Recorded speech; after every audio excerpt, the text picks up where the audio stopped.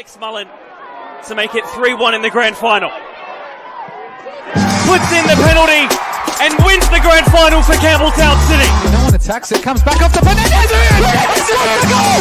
It's time! Oh! And then Talisman's got another one. Every City back quick. Jake King done with a shot! My goodness me! Oh, can't teach that sort of stuff. Sends it in, keeps it low, and it's gone in! It's gone in! LA Uni have scored in time added. Tries to get under control, and the shot from Tolland! Salisbury into a 2-0 up! Still Butler with another chance, it's 3-1 to Playford! Persistence has paid off for Playford! One touch the keeper, puts it into the bottom corner. Beach gives him a shoulder after that as well. He's lost his clean sheet, and he's lost his head with a red card! David, this is massive! Skills to make the girls sing, and the geezers too, yeah, we're doing this thing. Hello and welcome to episode 18 of One Game at a Time. It is the 17th of June in 2025. I am Seb O'Neill, as always, joined by my regular co-host. And my question for this week, I like asking music-based questions because, you know, I think football and sport and music are quite intertwined.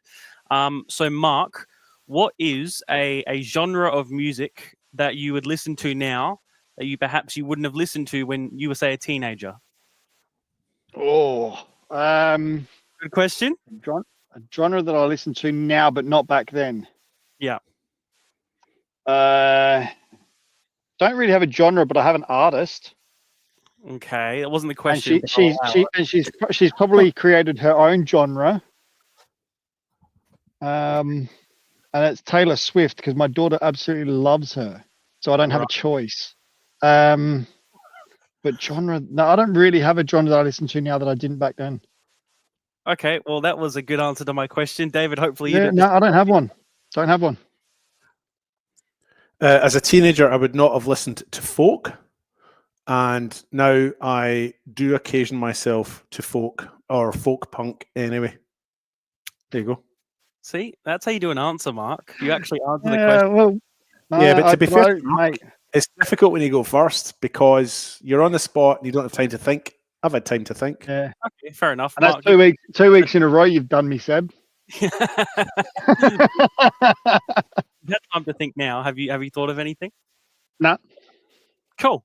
All right. Hey, Seb, you can ask me what my single of the week is? What is your single of the week? My single of the week this week is the classic 1983 hit Heartbreaker by none other than Dionne Warwick. Oh, is that it? Okay. I thought you were going to elaborate a bit more. Elaborating speaks for itself. Okay, fair enough. We'll move on to our picks. And I reckon, should we start with Alessio this week? So why not? He'll be back next week, but at least for one more time until he's away. This is him recorded. How are we, lads? Yep, here at training again. Unfortunately, I can't join you again tonight, but I had a great time last week out at the Cup game on the Wednesday. Got really cold on that sideline, but it was great to have some interviews, and it was a great game, actually, and not as one-sided as everybody and ourselves expected. But, some of my picks of the weeks. The first one has to be the WSL. Adelaide Jaguars smashing the league leaders Vista 5-1. Which was, a massive result we didn't see. And it puts Sturt and even the Jaguars back in contention maybe for that promotion spot, the automatic spot, any of them. It looks like maybe a third team has joined the race to Sturt and Vista. And with both of them slipping up, Jaguars right hot on their tail. Elsewhere, State League 1, I found it interesting.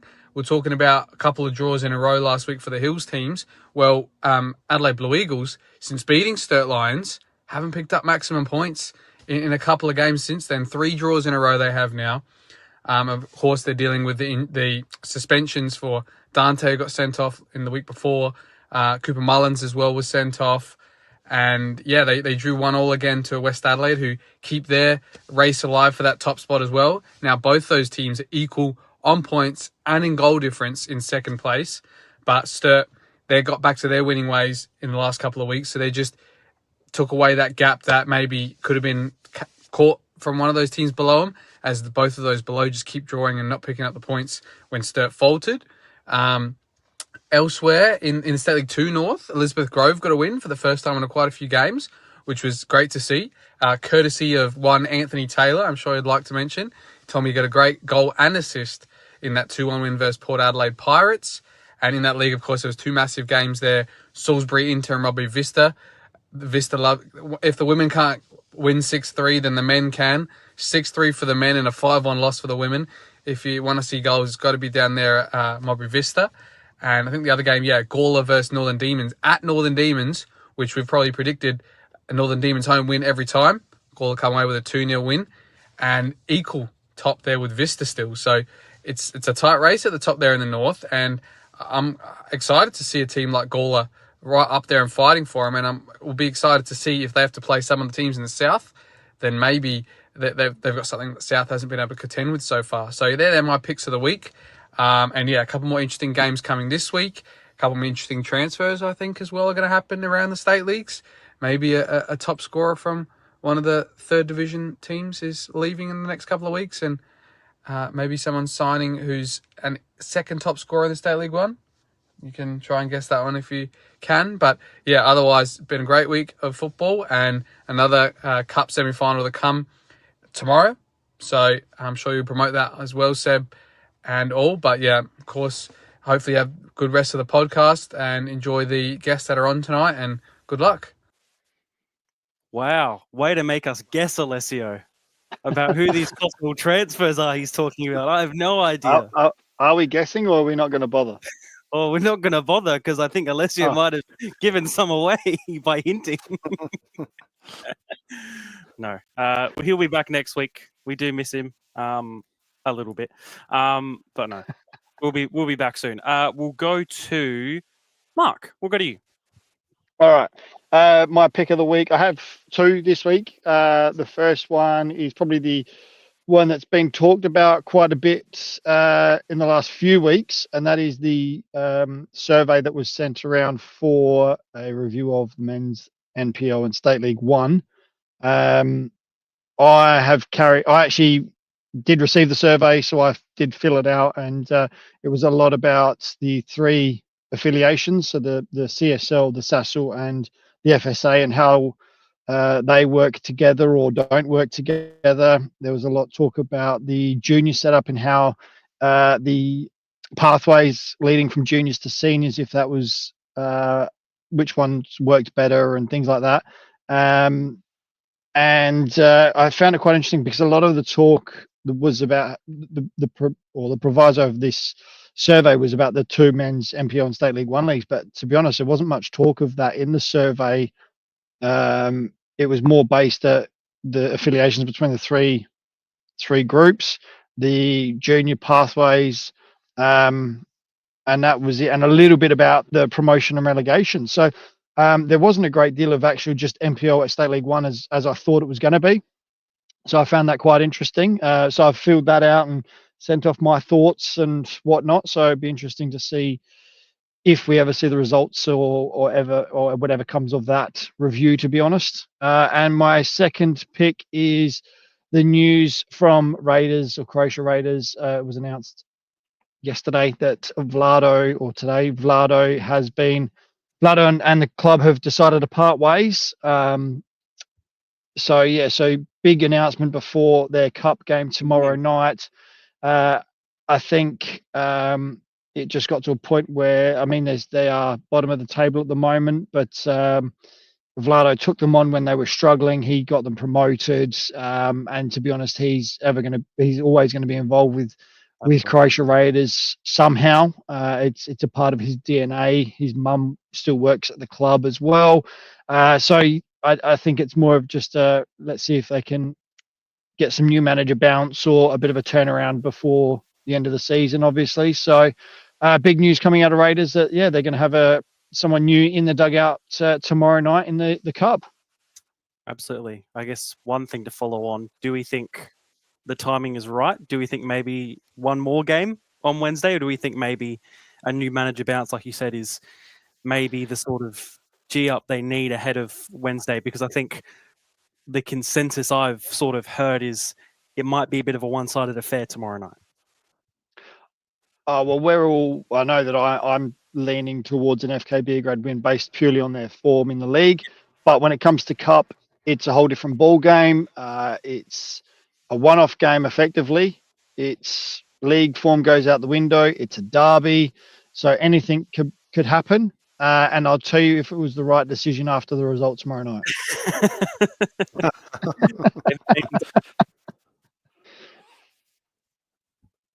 Me? I don't know that the timing's right, but when is the timing right for that kind of decision? It was kind of oddly worded, wasn't it, that we'd like to announce this? It seemed an odd choice of words, but look, is it going to change? I suppose that the next game they've got, the game tomorrow night, is the biggest game of their season to this point. And you do wonder if making a decision that they have made in the lead up to that is wise, given the, I would imagine it's unsettling for the players, and do you want that ripple effect to go through 2 days before what will be at this stage of the season their biggest game? There might be a bigger game to come. They might be involved in some kind of game that comes up at the end where the loser goes down and the winner stays up. So who knows what the future holds? But I agree with Mark in that they probably had to make some kind of change, some kind of adaptation to their current league circumstance. But I'm just not sure that 2 days before the biggest game of the season for them, it was the right timing. But that I'm not privy to what goes on at the club. Obviously, we don't really know the circumstances behind the decision to make that announcement at this point in time. But the timing does seem a little bit off to me. Didn't work for Tottenham. Will it work for Croatia Raiders is the question. I'll go next with my pick. And mine's sort of more of a discussion point that I wanted to bring up. So South Melbourne played against Preston Sunday night, one of the two.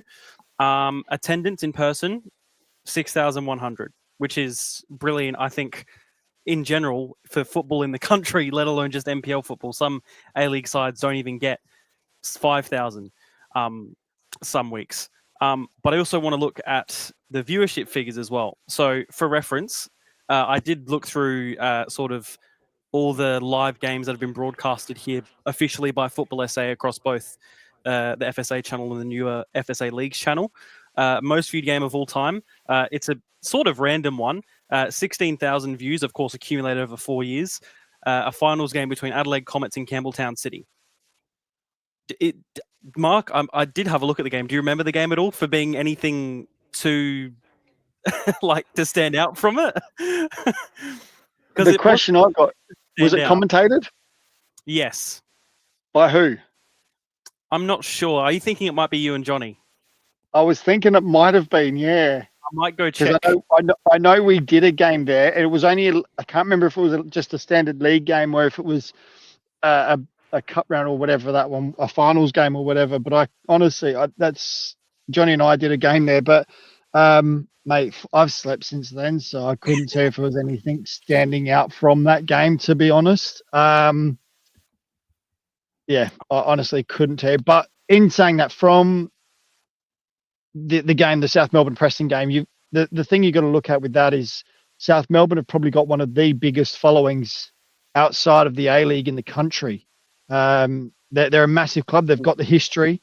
I mean, they were former NSL. So you got to understand that they've got that ability to bring those players in. And Preston obviously have got a great following as well. So you've got to take that into consideration when you're looking at it. And I think they're one of the clubs looking to get back into the A-League. Yeah. So you can understand why they've got such a big crowd. And I tell you what, if they do get back into the A-League, I mean, I reckon that 6,100 is probably double some of the Brisbane Raw crowds that they put in their 70,000 seat stadium, and they put maybe 3,000 if they're lucky. So yeah, it didn't, to be honest, it didn't surprise me that they pulled in over 6,000.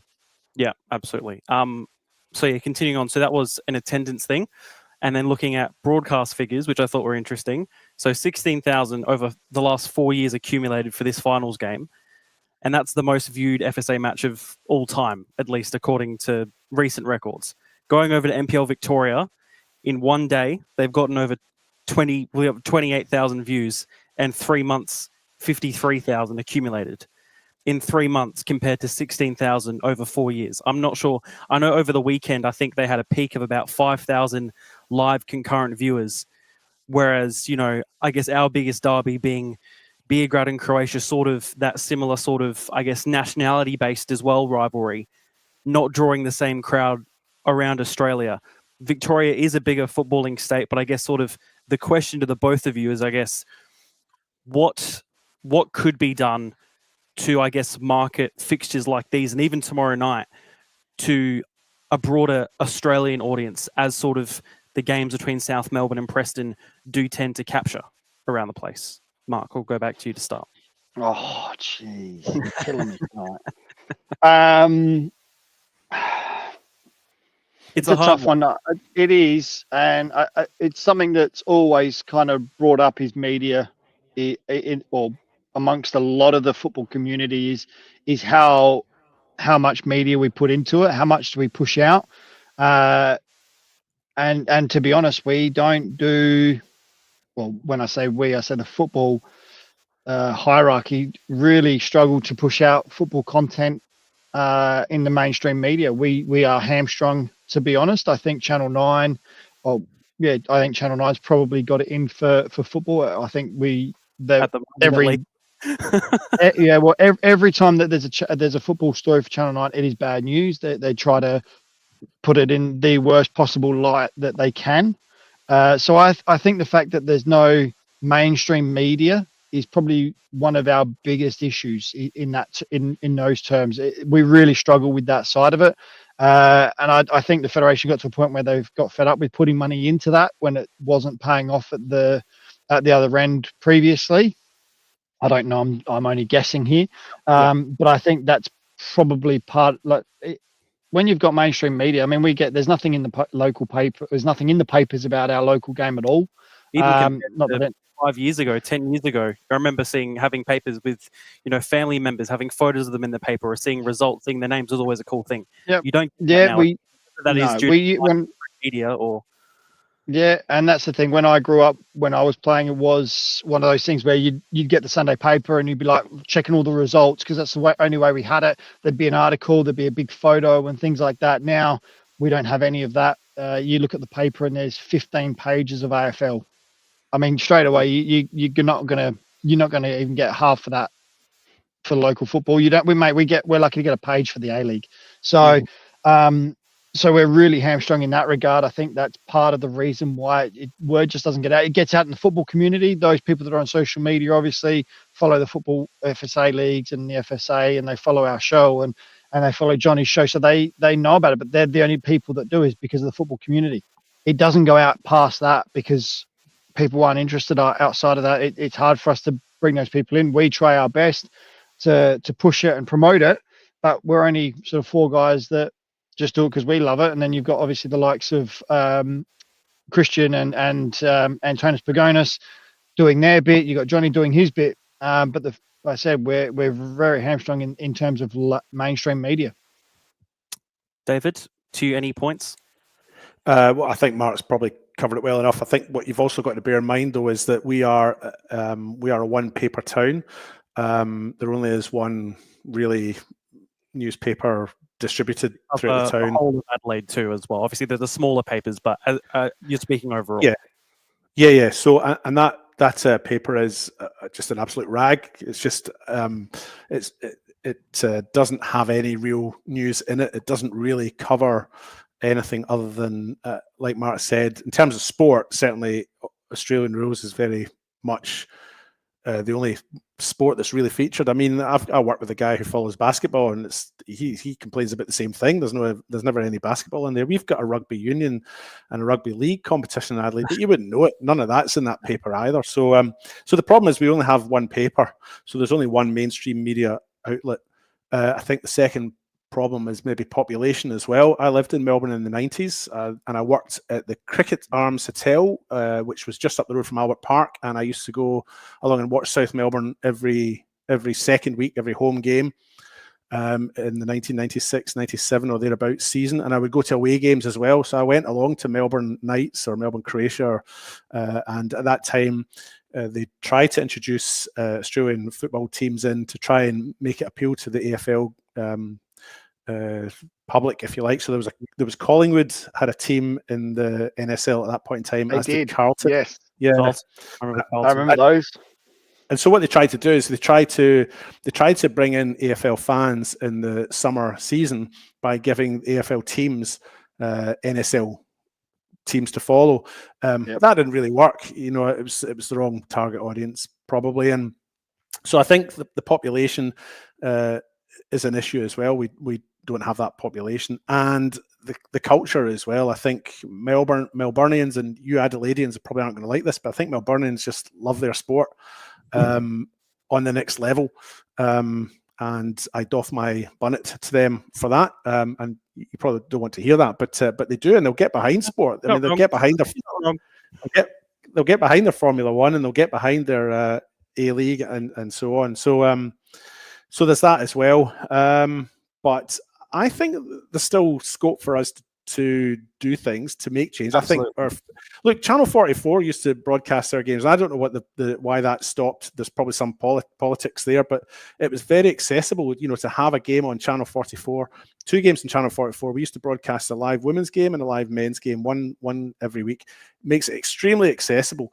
And we commentated on those games. You've got Johnny's show, but should Johnny's show be the only thing that's there? It's a half-hour show over a period of 7 days. Should there be another show on there, or should there be more stuff that's more easily accessible? Because I live up in the country, as you know, and everybody around here is Australian rules oriented. But my pals used to watch Channel 44 when I told them there's a game on, tune in, and they watch Johnny's show as well. So I think as much as I'm saying Melbourne has this and Melbourne has that, and Adelaide doesn't have this and Adelaide doesn't have that, it's not all negative. I think Adelaide still has scope to make soccer more easily accessible. And Channel 44 is just an example of that off the top of my head. I think we could have more on Channel 44, and that's very accessible. No. And should every game be live on YouTube? That's the other thing. Should we have every single game live on YouTube? Should we have maybe 2 or 3 games live on YouTube and a couple of games that aren't, and try and get people out to games instead of sitting at home on the couches? That's not a proposal that would agree with me necessarily, because then there's fewer games for us to be involved in. But it's an idea. We're out of a job. Yeah. No, good talking point. I think there's definitely, I guess, more to discuss over the season. I think if we sort of bring up that topic again. Just before we move on to you, David, we have had a bit of breaking news. Yeah. Well, we were talking about Croatia Raiders, their departing coach. And I guess, Mark, you can elaborate on this. They've announced their new coaching staff. They have, yes. They've now just announced Phil Scardino has been appointed as a senior coach with the assistant of Brenton Hearn and Nick Hadji Costas now as a strength and conditioning coach. So I've actually I've played under Brenton Hearn and played against Brenton Hearn many times. Very good coach in his own right, and so this will be very interesting to see how this goes for Raiders moving forward. Absolutely, they released this at the right time for us. They knew we were on. Yes, I appreciate that. That was good. And the phrasing, whether the news is positive or negative, always starts with that they like to announce, which is nice, isn't it? It doesn't matter if the news is bad or good. We would like to announce. Yes. David, we'll finally go on to you for yours. Yeah, I'll be very quick because I heard some footsteps coming up my driveway before, and I'm sure there's going to be a knock on the door very soon. So very quickly, a couple of weeks ago, Mark had a pick of the week, which involved an assistant on the side being bundled out of play accidentally by a player. So I didn't commentate the weekend. I was away on my holidays, but the week before there was a similar incident just at the edge of the box in the game between Croydon and who were they playing? Modbury Jets. And when you play the thing, we'll let the commentary flow. It'll explain it, Seb. Did you want to do that now, or do you want me just to? I'll play it. Okay, you play it. Comes Oscar Slassery down the left-hand side now, gets his left foot cross in. No, he opts to go back. Plays it along the ground for Hisamoto, and Regis Quiffelet goes to ground. No penalty given there, Regis. considered a dive, and we play on. Here come Morby Jets into the middle of the park. And that's a great piece of defending there by Christopher Vivian. Yeah, so referee Regis Quiverlick taking a dive at the edge of the box, didn't award himself his own penalty. That was my pick at the week. Clearly went to ground, and clearly the contact was regarded as being legitimate, and we played on. There you go. Final score 1-1-1. All right, we will move on to our next part of the show. Oh, is that a knock I hear? You were right, David. It's not mine this week. I told you I heard footsteps. I'll just check and see who it is. Hold on. Okay, thank you, David. Already putting him back to work this week, Mark. Hey, that's how it should be. Absolutely. It certainly wasn't my door knocking. Oh, no, absolutely not. Who is it, David? Lexie and Matilda from Inter.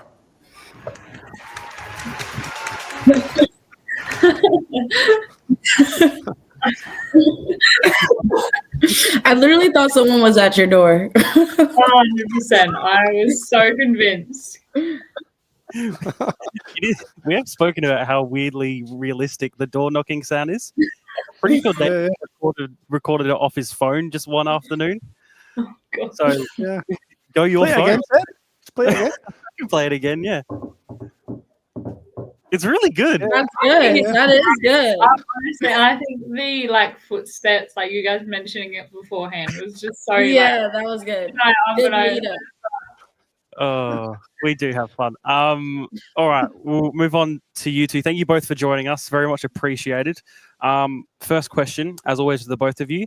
Take us sort of through your footballing journeys up to where you are now. Matilda, we'll start with you.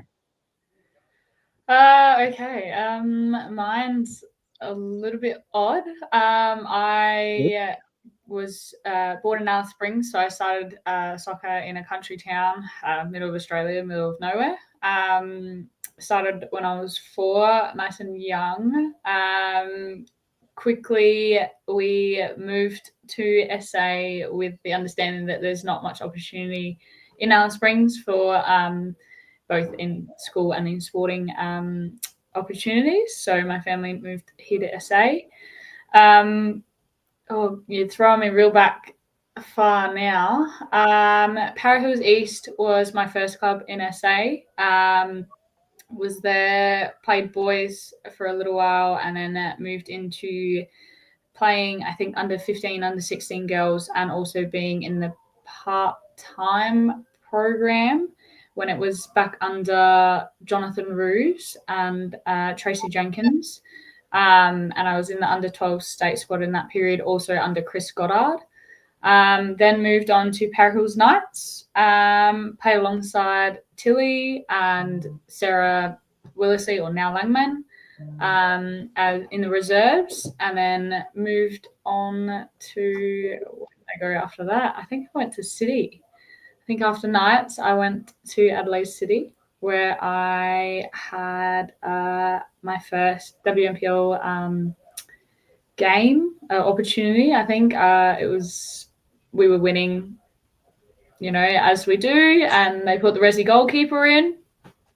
So I got my first opportunity. I then went to Melbourne for a year, and I played for Heidelberg under Melissa Barbieri, which was such a unbelievable experience. I got to play in the NPLW, as they call it, in Melbourne, which was fantastic. Came back to SA in 2018, and I was straight into Fulham, being their first team goalkeeper under John Ebbs and Ayub Hassan.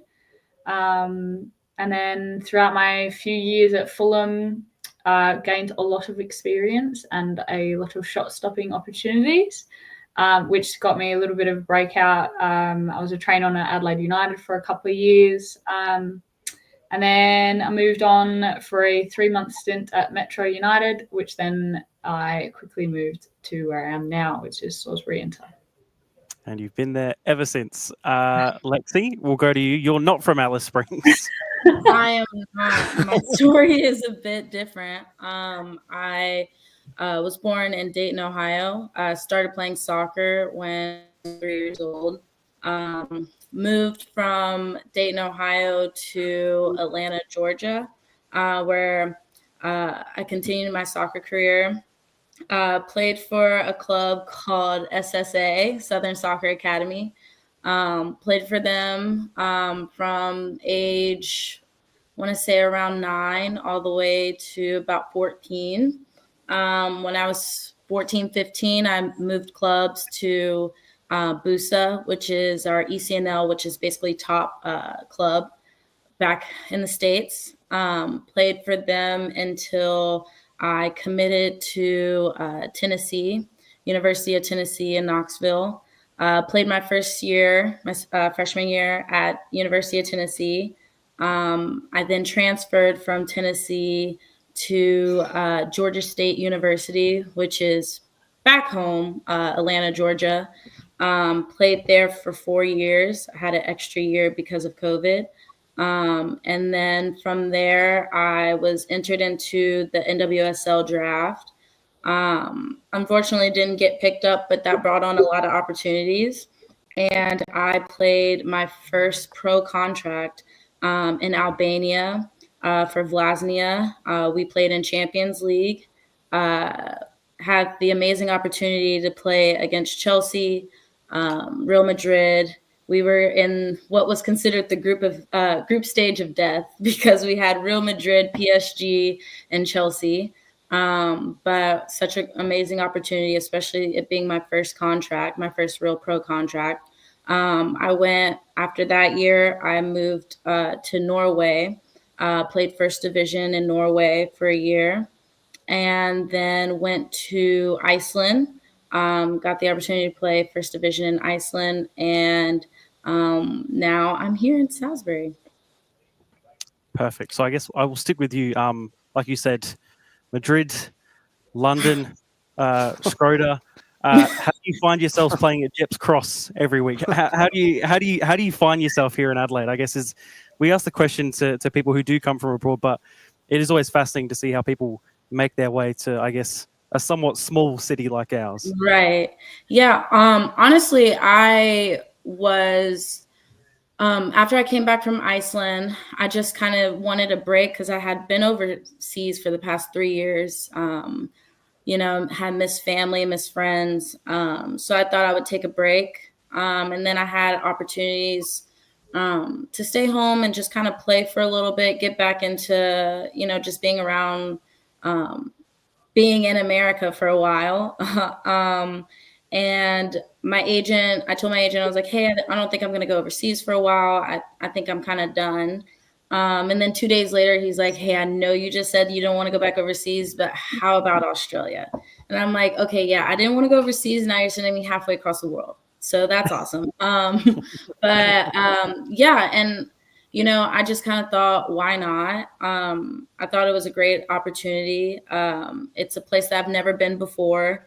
I've always wanted to go to Australia, just, never really took the jump to actually go. So I just thought that this was a perfect opportunity and, why not? Let's see what comes out of this. And, I'm very grateful that I did, honestly.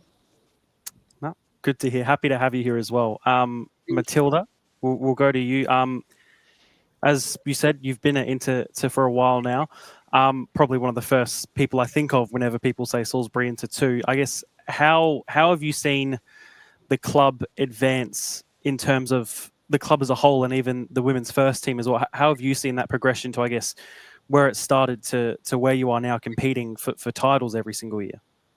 Yeah, well, when I first came into the WNPL and played for Fulham, like Inter were a powerhouse then. I remember I think in the 2019 comp, we drew our first game in Fulham and we were like, yeah, cool, we've got this. And then Inter came along the next game and absolutely smacked us like 10-0. So to then come into the team in 2021 and under, Katas or Simon Cantazaro and, win that treble and have the opportunity to break into the team, it was such a fantastic opportunity. And from there, yes, there's been a little bit of change. We've had, 3 coaches within the 4 years that I've been at Inter, but I think within each year, we've had so many moments of just like experience come in through either players or coaches, and it's just been a wealth of learning. 100%. The last couple of years, I have been trying to be a sponge as much as possible because like with the changing in coaches and the players that we've had, it just keeps growing and growing. And I think that helps to develop a club and also make a name because of the fact that we've changed probably so much within these last 4 years, but still being able to hold not the greatest consistency within the season, but still come home every year with a bit of silverware and still be ending our seasons within that top half of the table. You instantly, when you think of top 5 clubs, I think we are still in that sort of top 5, even if we do falter, here or there. So yeah, such an established club, and I'm very proud of like the community that Inter have. No, absolutely. Lexie, back to you. I guess how have you found the football and the city itself in Adelaide? Just playing here in general. Yeah, it's definitely different. Different from, it's different everywhere I've gone. Nowhere is the same. I think in America we definitely have a different style of play. Like everyone has to be fit. You have to be kind of on your game all the time. Whereas I've gone places where fitness isn't always the top priority. It's how you play and how you play as an individual. Or like here, what I really enjoy and what I really like about here is that we actually work as a team. And it's that factor of building each other up, and it's always positivity. No matter what happens, you hear encouraging words from the person to the left, right, or behind, in front of you. So I think the level of play, yes, is different, but the want to and the work hard is not. And that's what I really enjoy about being here. Yeah, absolutely. Have you been taken around as well to sort of the regular Adelaide places? Have you seen the Mall's Balls yet? Have you been taken? I don't even know what that is. No, Matilda takes me nowhere. She takes me nowhere. So funny thing is, Lexie is actually being hosted by my parents. So we've built quite a little like friendship, obviously, and my mum and dad have been her little tour guides, and they love her more than me at this stage. Like 100% their new daughter. Yeah. And they've taken her like to a few. Dad took her out, I think, to a few country towns and stuff while he's like doing his work and stuff. But I think she's going on a trip to Melbourne soon. Yeah, I'm hoping. Yeah, I'm gonna go on the 5th. I'm gonna go on a trip, so I gotta go see USA Foods. Very, very Gotta David? see what it's talking about. David, Mark, any questions from either of you? David, you can go first this time. I've got a question for Matilda. So at the end of last year, I had the privilege of commentating on the All-Stars game versus Adelaide United, and you were a part of that All-Stars squad. I just wondered, and I'm not familiar with your history. Is that the first time you'd been in that squad, or had you played in it before? And what was that experience like, and so on? Yeah, I played in it the year before when it wasn't official. It was just the game against United, and they'd sort of, I think it was a slight quick organisation probably the week or so before. Honestly, it's such a humbling experience, I will say. Like, I'm starting to get to the older age bracket of the WNPL, and to still be considered within that sort of area with so many new up and coming keepers, I think is such a fulfilling feeling, and I love it. And I love being around the girls, and like when we were on the pitch, especially last year, looking around and just going like, there's so much talent, not just in the Adelaide United squad, but also throughout our league. And getting that opportunity to play with them, even if it was for one game, and the trainings in the week before was so enjoyable. Just training with people that some people I have played with and others I've always played against. I think it's such a good and fantastic sort of like a melting pot of the, WMPOSA. So I really enjoy it. Cool. And a question for Lexie. There's a couple of other. You're not the only North American in our local league. I just wondered, had you met Maddie Laurel? She's from the United States, and Alicia Ganieff, a Canadian. They both play at Campbelltown City. Or do you keep yourself to yourself and don't want anything to do with them because they don't play for the team? Have you socialized with them at all? No, I haven't met them. I honestly did not know. I kind of stick to our team for right now because I don't know a lot more people, but I am willing to expand and meet them. Do you know where she's from? America. I mean, it's America's huge. I'm sure you know Cam Woodfin. He's from America as well. I hear it's quite small, so surely. Don't you all just know each other?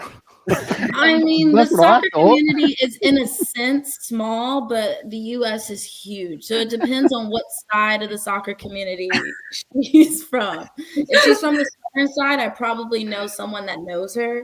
But any other side, I'm at a loss. I don't know. I'm not actually sure where she's from, but she was signed from Concordia University in California, so she's maybe not from there. But and I've probably been pronouncing her and Alicia Ganieff's names incorrectly for the games I've been commentating on anyway. So I just wondered if the North American community had if there was like a barbecue that you all attended every 2 weeks or something. Yeah, I guess I'm not in that group chat. I haven't heard anything. Too busy hanging out with Matilda's parents. That's why. Yeah. Mark, to you. Actually, in saying that, Lexie, to you first. You were just obviously talking about getting to know people and branching out. Now, if I'm not mistaken, I found a profile of yours and it actually says that you want to get into, or you're into sports media and sports. Yeah. Is that the path? Is that what you studied? Because I also see that you double majored in biochemistry and cellular and molecular biology. So you sound really, really smart. But then you want to go into media, and none of us that are in media, the three of us, aren't very bright. You should hear the questions we asked on the pitch. Oh my God. No, okay, so no, I'm not in that major anymore. That was my major my freshman year. To be honest, they told me how long I was going to be in school, and I just got up. I was like, I think I need to change my major. I don't think I want to be in school for 8 years. So yeah, journalism, it's always something that I've been into. I enjoy writing. I love writing. I love sports. I literally have ESPN on as much as I can when I'm at home.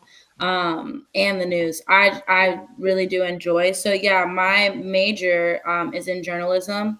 On the public relations side, but in high school, I was actually part of our media team. So I did sports anchoring, and then I anchored for our news team in high school. Right. So yeah, that's something I'm very interested in. All right, David and Seb, I'm sure you guys will be keeping a close eye on that one because I'm sure we need co-coms for games. Oh, yes. For sure. I mean, if you have any jobs for me, let me know. I'm your girl. I will be there. Ready, Mike. Ready. We're always you see what we do is we provide opportunities for people to get into media. We had Lorenzo Baselli the other day, Seb had him on. We always try and get people involved. So if you want to be involved with the media, we're a starting point. We're going to launch careers. I tell you what. Yeah, you know what? Actually, I'm not really sure about. It's a stepping stone. At this point, she'll take it. Yeah, it's a stepping stone. It's all about one game at a time, you know? Yes, that's exactly right. See, we love that. Oh, you're so grim. That's just brilliant. So, yeah, I've got another bit more personal question. You've got a younger sister, Trinity. Is she a sports nut like yourself? Is she a soccer player, or as we call a football player? What's the go there? And do you obviously there's a you don't get to see her often as much as you'd like, and the family. So, is she traveling in the footsteps of her older sister? Yeah, so my little sister, she goes to Howard University in DC. She's a goalkeeper at Howard. Yeah, Good. she plays as well. She is a lights out goalkeeper. I'm incredibly proud of her. Every time I watch a game, since she started to get into really the competitive side, I've been away, but each game that I catch and the tournaments I do go to, it's honestly amazing to see how well she's doing and see how she's coming into her own. Yeah, I'm incredibly proud of her. She is a lights out goalkeeper. She's so good, so good. So You need to convince her to come out and join you here. I know. I'm excited to see Not what the future not at Salisbury though. I was gonna say you're gonna take. Yeah, Not at Salisbury. Another club. Another club. But we can have a bit of competition, healthy yeah, competition. she might.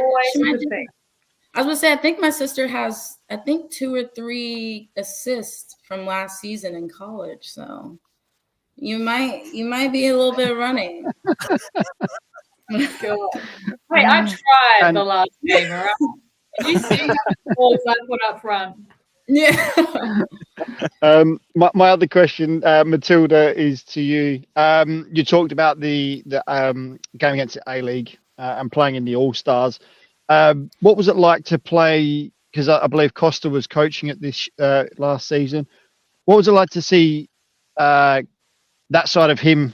Obviously, you see him against him and some of the players, especially the likes of Tilly and whatnot. But what was it like to sit in the change room with Costa? Because obviously he was involved with the A-League at one stage as well, or the Women's A-League at one stage as well. How did you find that coming into the change room with someone completely different and probably something a little bit different to what you were used to? Yeah, I mean, luckily enough, I think I've had the experience of so many coaches throughout my time of being a player. So for me, I know Costa personally. We've crossed paths quite a bit throughout my playing career and his coaching career. So realistically, I remember going into the change rooms and it was just literally hug and a kiss on the cheek. We sit down and he's a calm natured person in that change room, and he's got a great message he delivers when he coaches. It's fantastic. And what he wasn't changing anything about us when within the All-Stars team. He was just enhancing all of our personal skills and just trying to make it gel. Literally, I think the 2 training sessions that we had was just about making sure everyone was comfortable with each other and maybe just tweaking to how we might set up against Adelaide United. And I think the way he approached that was just something so simple that I think simplicity sometimes goes amiss in coaching nowadays, especially when coming into a situation like that.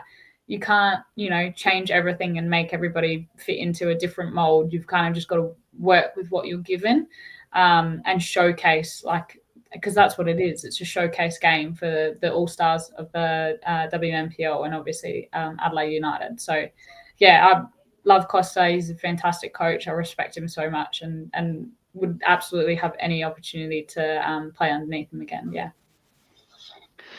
The other question I've got, I'll finish off with one more. What's your aim from a goalkeeper point of view to aid future keepers? Are you looking to get into a coaching role eventually? I'm not saying yet, but eventually a goalkeeper coaching role, trying to promote the position firstly, and also youngsters coming through. I know firsthand it's not the easiest position to get people excited about and interested in, and when they are interested, keeping them interested. Is that something that you're hoping to do once you retire from playing? Absolutely. Yeah, I'm already well into my coaching career, I'd like to say. I've been coaching since 2017, both in a team and a goalkeeper setting now.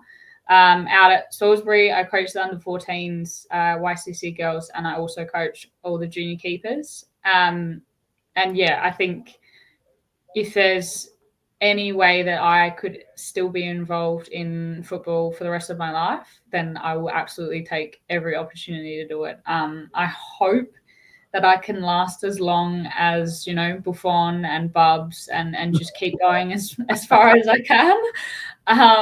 Who knows? Time will tell. I don't know how my body will, last. I don't know how long it'll last. But yeah, so I absolutely love coaching. I have such a passion for it. It's one of my biggest enjoyments in life is making sure that I can pass on what I've learned from so many different coaches in my time to the kids that are coming up after me.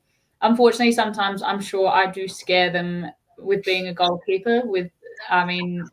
The injuries that I caught, I've been obviously last year was intense, my injury, and being stepped on, and I come to training and the girls are like, "Oh, what's wrong?" I'm like, "I've got bruises all over my body."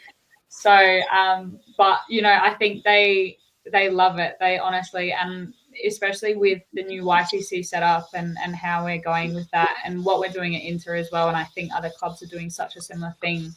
It's just making them more excited about wanting to play, and the retention rate for soccer is just building and building and building, and it's something so good to watch. So if there's any way that I can be a part of developing future Matildas, future Socceroos, I will absolutely do everything I can to be a part of that journey. Thank you.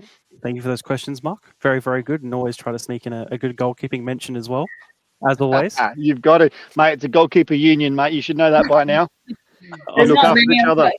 I'm very familiar, Mark. We look after each other. Next part, we have some viewer questions that have been sent in across today. There is, I don't remember how many there is, so we'll find out until we're done. First question is actually from your own club. That's not it. That's showing the wrong thing. That one. A-League aspirations. So they're already wanting to get rid of you. Yeah, that's nice. The 6 of already. But yeah, is there that aspiration to go further for the both of you? Lex, go on. I think for me, yeah, there is. I feel like I still have a bit in my tank. I could keep going. Yeah, so yeah, there is. Matilda? Yeah, 100%. I think I've had my taste within Adelaide United. I really enjoy healthy competition and I love pushing myself. So, there's still a little part of me in the back of my head where it's like, maybe I'm getting too old, but there's also that youthful side of me that's like, nah, screw it. You're a goalkeeper. You can go forever. We last longer than players. So, That's right. And we're never too old. Until they become your age, Mark. Until they get to my age. Then we're too old. But there's so many keepers who are in over 35s who are still making gravity-defying saves. So I don't think that is true at all. There's still hope for you, Mark, if you want to continue. No, I stopped those gravity-defining saves at 35. I think. And then it went downhill from there. So now they're all more just lying on the floor saves, And that's it. Next question. Both of you are currently coaching junior teams at Inter. Matilda, you touched on it. How have you found that helping you both as players on the field playing, at first team? Matilda, we'll start with you this time.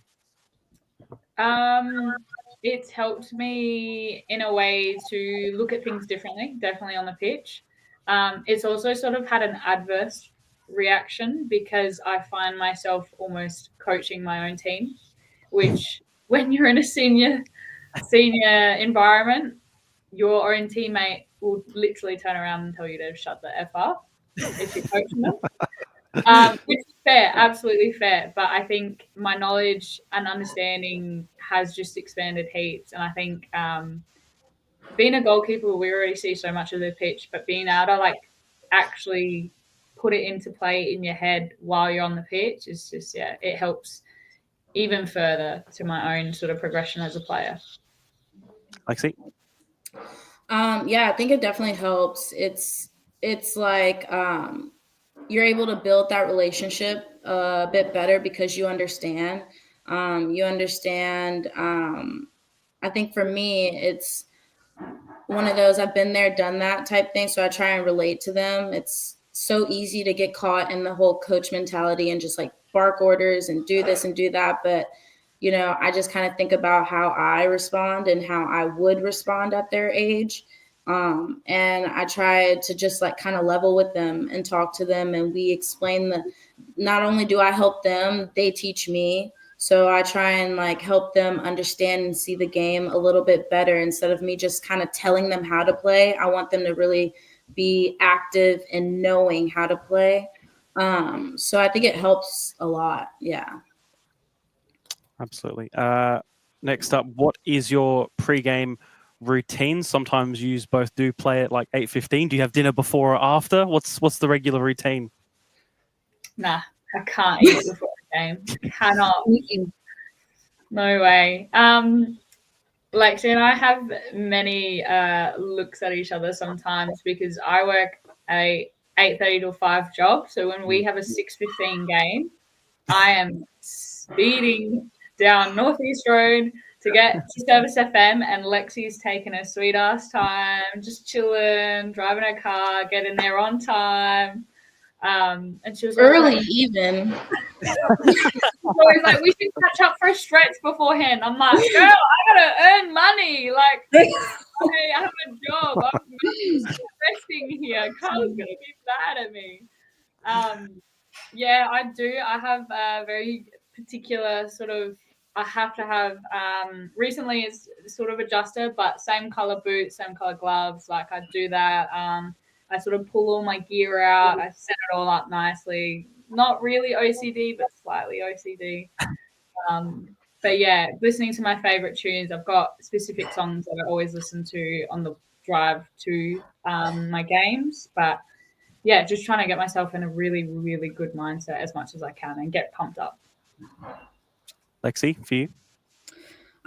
Yeah, mine is kind of the same, but a little bit more chill because I'm not rushing. So I take my time and I like to start my day with a coffee, listen to music, just kind of get in my right mindset. Sometimes I text my mom and my mom will send me a good Bible verse for the day. And, I'll read that, kind of just get in the right mindset and listen to music. I'm a huge music person. So I like to put the right pump up songs, get me in the mood. And yeah, that's pretty much it. Sounds really relaxing, Matilda. That actually begs the question. Maybe I should take a leaf out of her book and just quit my job. Yeah. Exactly. All I'm missing is really I could just lay out at the beach in Tijuana and have a nice drink, That begs the question: What music do you listen to, Lexie? It honestly varies. I'm a huge I like rap before, so I like to listen to like Drake, Future. Yeah, I love listening to a bit of rap, and then sometimes this is so far left, but sometimes I'll add a Morgan Wallen song in there before it, and then I'm ready to play. Oh my God. And can I just ask you, Matilda, what's on your playlist? You say you listen to the same sort of songs, and you don't have to tell us what the songs are, but what kind of music is it? You can actually, Matilda.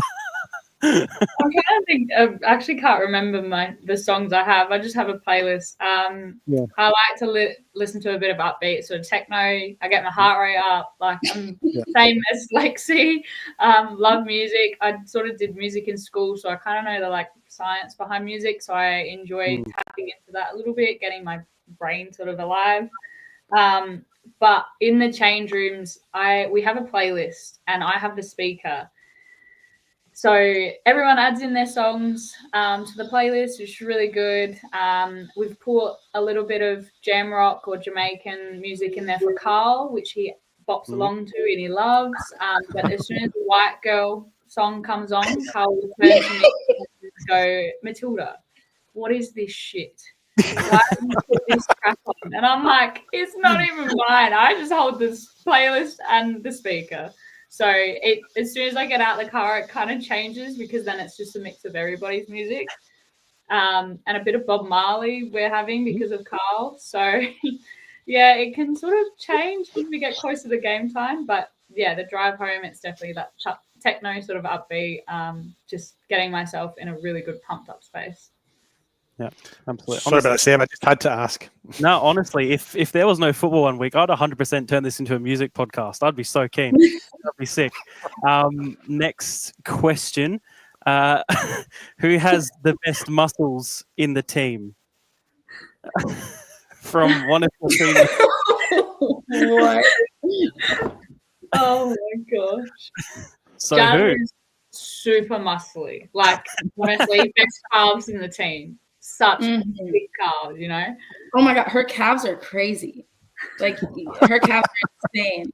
I don't understand how she doesn't bust through her socks. Her calves are crazy. Crazy. That's why half of her shots go out over the bar, because her shots. Yeah, that's why she shoots it out the park. Well, I hope she's happy with that answer. Looking back at your younger self and where you are now, are you living your dream? I guess this could be for the both of you. I think it's looking at her. I think it's mainly for Lex. Yeah, but it could be for both of you. I'm opening it up. Yeah. Lexie, we'll start with you. Oh, me? Yeah. I think, yeah, I definitely am. I've always wanted to play soccer ever since I was super, super young. And I can remember my mom, like, she pulled out a book recently, and it was something I wrote in like the 2nd, 3rd grade. And it was like, what do you want to do when you grow up? And I said that I wanted to play soccer all over the world and sell my own shoe. So I've gotten half of that down, missing the shoe part, but I've been able to live out my dream. And that's something that I don't take lightly. I'm super happy. And, you know, I am proud of myself because it wasn't an easy road. It was definitely very hard, but looking back at the things I went through when I was younger to now, it's definitely 100% worth it. Matilda, you can answer if you want. I don't know. But I think partly no, because of the fact that, like, obviously soccer is not a full-time career, especially in Australia, which the landscape is massively different in terms of, I think, for opportunities. So we have to work, which is an absolute bummer. But then again, I'm at least doing there is a passion there, and I'm doing that. And the opportunities to even just keep playing is part of that dream. So yeah, slightly could go with that. I think that's a good answer. Last ones. Does soccer have any or help with any mental challenges? What is one of your best career accomplishments? And what does Salisbury Inter mean to you? Matilda, we'll start with you. Oh, God. I got to remember the 3 questions. I'll help remind you if you need. Go one at a time. All right. Yes to the first question, massively. You know, I've been playing this sport since I was so young. It's like comfort. You know, I know that a lot of players have a lot of mental challenges and family things and family issues or problems or anything. A lot of us do. We go through a lot of stresses in life. And so this one thing that is our constant in life, to be able to even just have that and have a team is like undeniably something that I don't think any of us could live without. Like Carl and I had a bit of a deep and meaningful chat a couple of weeks ago, and we were both going through as well. He's been through a similar situation that I'm dealing with, and he said soccer is the one thing that saved him. And I think as much and as frustrating as soccer can get, I think it 100% is, like I said, it's that constant thing. So it can and it absolutely does help in every way, like even through being a coach and being a player. Yeah, 100%. The second question, what was it again? One of your best career accomplishments. My best career accomplishments. I got to play for Australia in a futsal World Cup. I went to Barcelona at the end of 2017. It wasn't like the biggest World Cup or anything like that, but I was flabbergasted to even be picked to even just represent my country in maybe a small association. And that was my first taste of travel while playing the sport that I love. Futsal and soccer are the two things that I enjoy doing. And yeah, I will never forget that memory of being in Barcelona and just playing against some of the crazy futsal players. Like we played against Brazil and America, and they were just unreal. And just having that opportunity was, insane. And the last one's what does Inter mean to me? Yes. Cool. Inter's home. It's become home. It's where my first year I got, I remember pestering Catters about playing, and he threw me straight into the deep end, and it just became home. I think Inter is such a community club, and it is so warm and welcoming. You walk in, you see, obviously, you've got Bianca and Tam, and you've got the committee who are always there. Like, you see all of the kids, and I think there is never a night where I don't see everyone happy and smiling, and it is just the warmest feeling I get when I rock up to training, no matter how stressed or concerned I am about other things going on in my life. It's just home. So yeah, love it. I think those are all pretty beautiful answers. Lexie, for you? So for the first one, it definitely does. Soccer has always been my safe zone, my zen almost. Going through a lot that I went through throughout the years, soccer was the one thing that I could lean on. And even with that were challenges, even mentally with soccer.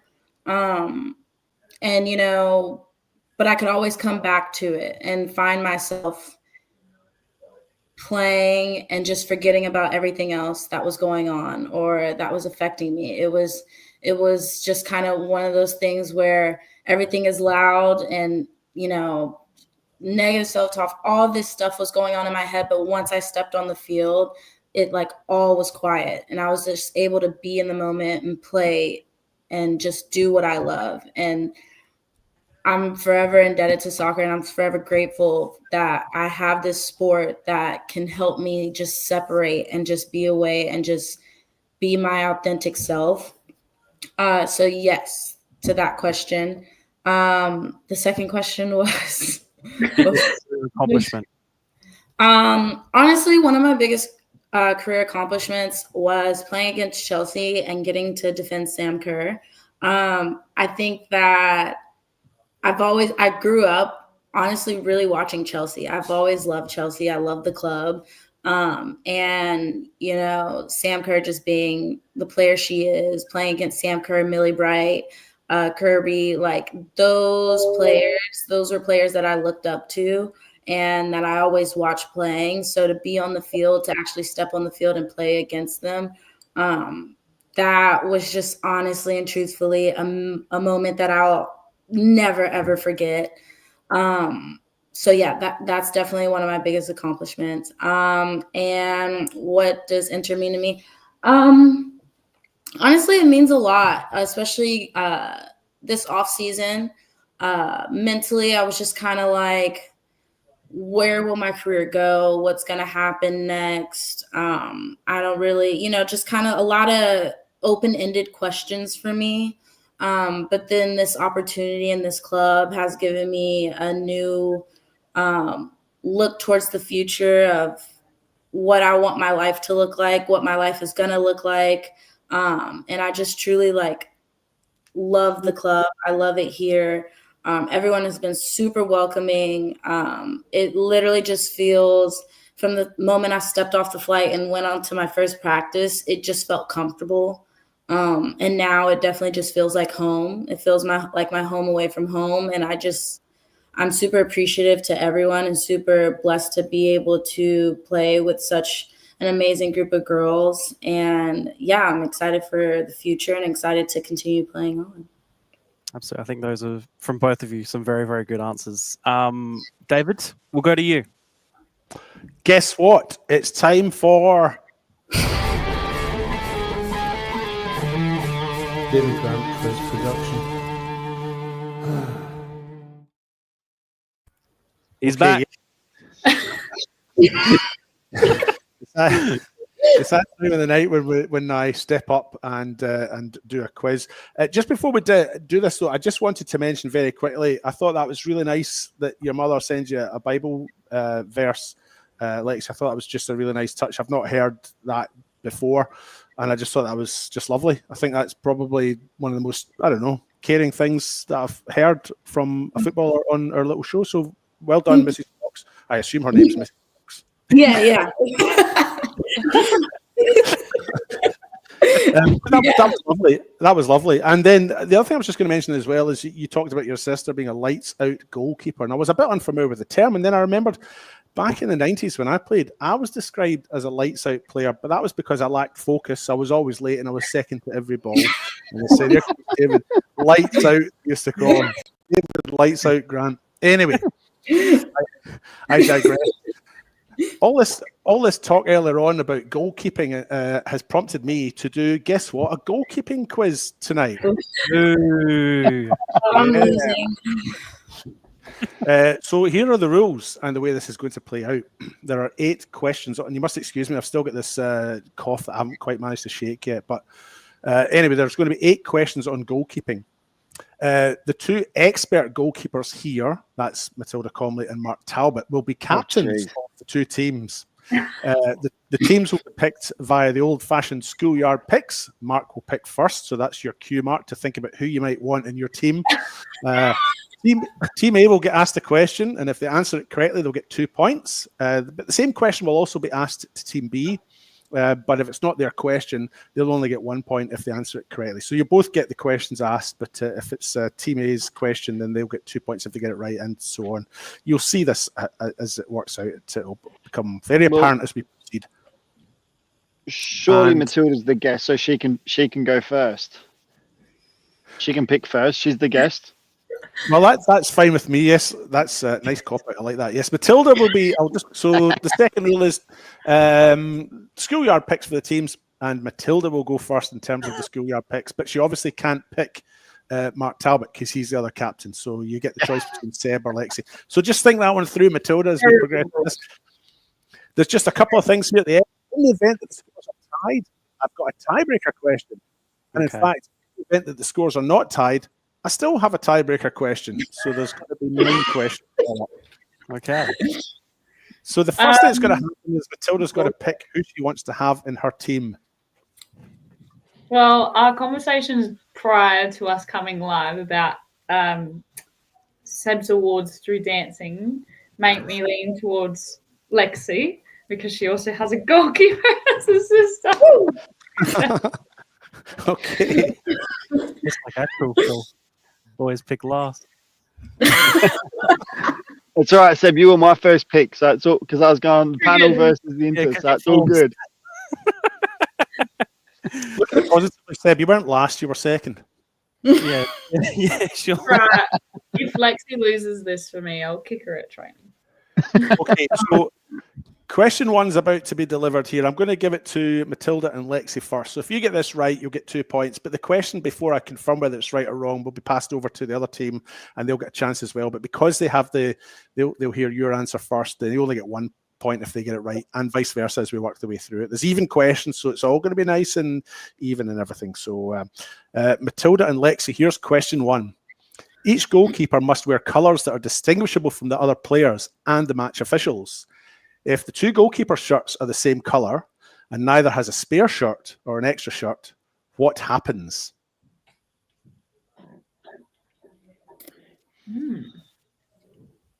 I know this one. You should have picked me. You should have picked me. It's either. I don't think it's inside out because you have to have the number, obviously.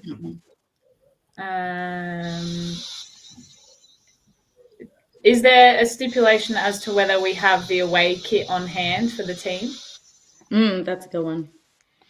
It's a I've better, actually it's a better answer than what I was going to say because I was just going to go skins. I don't think that works in the women's game. Yeah, I don't think we can No, do it that. doesn't. Yeah. Yeah, Bib. The away, yeah. Go for a bib. Okay, I'll write that down and I'll pass it over to Team B. No, I didn't know. I just wanted to make her jealous. I got I didn't realize. You made me panic because then I was like, I was like, wait, is this a known thing? I didn't realize that. I didn't realize you were going to go back to us. I thought that they were just going to be able to be wrong and I could pretend. So this is more embarrassing. Yeah, Mark, you're the goalkeeper. I'll actually say nothing. They'll just play in the same kit. Okay, well, I can What's tell the you colour? that Mark is correct. Nothing happens. If there's no spare one, then nothing happens and the game plays out. So it's 1 point to Seb and Mark, and it's no points to Matilda and Lexie so far. Question two in this. Question 2, and this one goes to Seb and Mark first for 2 points. Where head covers are worn, they must be black or the same main colour as the shirt. If a goalkeeper wears a cap, must it be the same colour as his shirt or her shirt? Oh, I wonder why we get the question about head guards. No, it doesn't. There you go. Okay. And Matilda and Lexie, have you got an answer? Yeah, also, no, it doesn't. Correct. So Mark and Seb get 2 points, and Matilda and Lexie get 1 point. And now it's by the way. Hate that. Pet peeve. I never wore a hat because it wouldn't fit over my helmet. Yeah, all your head. You didn't need the helmet for it. Not anymore with the titanium plate. Didn't matter. All right, question 3. So this one is Matilda and Lexie's question. When a player is injured, he or she is required to leave the field of play. Does this rule apply to goalkeepers? No. No. Yeah. No. Okay. Seb and Mark, have you got an answer for this one? I would say no, No, it as doesn't. well. It doesn't. Yeah. Have you watched my correct. game? The regular occurrence. Literally. I think All right, yes, give me a small one and go, oh yeah, let's hit it. Yeah. Yeah, your team just calls it a nice drinks break. Yeah. Literally. Chance to look at me and be like, just fake it a little bit longer. Yeah. Yeah, no, both teams are correct there. So 2 points for Matilda and Lexie, and 1 point for Seb and Mark. On to question 4, which is Seb and Mark's question. Yes. Okay. Yep. If a goalkeeper throws the ball directly into the opponent's goal, and yes, that is an almighty throw, what is the outcome? I feel like it's a corner. Hang on. If I had the ball and I threw it into the opponent's goalkeeper untouched, Yes, if you threw it all the way then into the opponent. it's a goal kick. It'll be a goal kick, yeah. Oh no, I'm Okay. getting rules confused. Yeah, it might be a goal kick. Okay, you're sure with that? Both of you are comfortable with that one? I agree with the goalkeeper. Okay. Matilda and Lexie, what's your answer to that one? It's a goal kick. I saw this rule come out. I don't know why recently it came back out. There was not that it happened because I'd never in a million. Well, I'll probably eat my words soon enough. But yeah, unless the goalkeeper throw it from one goal to another. But yeah, I think it's given as a goal kick. You're locking that one in? Yeah. Yeah. You're both correct. It is indeed a goal kick for the opposition. So we're at the halfway point, and everyone's very excited to know what the scores are. Currently, Seb and Mark have 6 points. Matilda and Lexie have 4 points. So halfway point, 2 points in it. And on to question 5, which is for Matilda and Lexie, I think. Yeah. Okay, similar to the last question, if a player takes a throw in and opts to send it towards their own goalkeeper, and the goalkeeper misses it completely, and the ball therefore goes into the net without having been touched, what is the decision? Ooh. I know this one. I was going to say, so do I. The fact that you say that makes me go, no, you don't. I actually do know this one. That's the thing. I actually do. Like, do they make an attempt to play the ball? Well, regardless of whether they do or they don't, the ball goes all the way through without being touched. Yeah, I think that's a goal. It's an own goal. Is it not? Yeah. I think so as well. I actually don't know. One goal. Okay, so you're going for an own goal. Seb and Yeah. Mark, what do you say? This one's a corner. And I know this because It is a corner. on the chase. And even they got confused by It's a corner because if the goalkeeper didn't touch it, it goes out. The goal doesn't exist. It goes out. It just goes over the byline, so it's a corner. Yeah. It is indeed. Seb and Mark are correct. It's a corner for the opposition. Not always lying on. Interesting. It's the same principle. If I won't say anything, just in case it's another question. That's why I thought the other one was this question. That's why I got. That's a weird one. I don't think that's ever. Yeah. That's an odd one. You don't see these things happen very often. Well, it actually happened with Olaf Melberg and I think it was UC Jääskeläinen in the EPL many years ago for Aston Villa. He took the throw in, threw it back to UC Jääskeläinen, who went to, I think it was Jääskeläinen, or it wasn't, different keeper. He went to stop it, missed it, but it just clipped his boot, and they actually said it was a goal because it clipped his boot. But if he'd have just left it, it would have just been a corner. Okay, that makes sense. And it's going to bug me who that goalkeeper was now. You should do it on Saturday and see what the referee does. I reckon it was Bolton Wanderers. Because Chance has thied it back to me twice already. We've given away one indirect free kick and have been warned about another time. So we're not taking any more chances about something being passed back to me. So if somebody takes a throw in back to you, Matilda, just let it go into the net. Just play it safe. Just let it go into the net. Mina likes to throw the ball back to me sometimes too. So All right, now question 6. Who's this for? Us. Mark and Seb. Yeah, Seb and Mark. Question 6. If a goalkeeper touches the ball with the hand or the arm after releasing it and before it's been touched by another player, what is the outcome? Wait, hang on. They're throwing the. I'm So confused. goalkeeper has the ball with their hand or whatever, and then they put it back out, and then they retrieve it again. What is the decision? Indirect free kick to the other team. Yeah, that's what I'd guess. Okay, you locking that one in? Yeah. Yep. Indirect free kick seems to be the solution to everything. Matilda and Lexie? Yeah, indirect free kick, because isn't it? It's basically like a handball almost. We've released it and then we've gone to pick it up again. So What my teammate said. You're too good.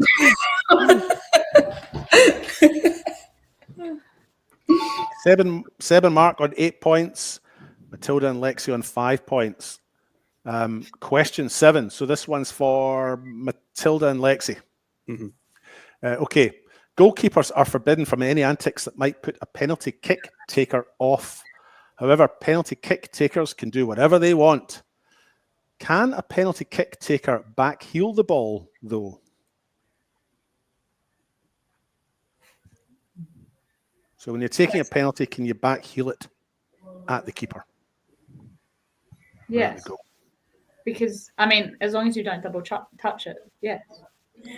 Okay. How they take the penalty kick is You just walk backwards. So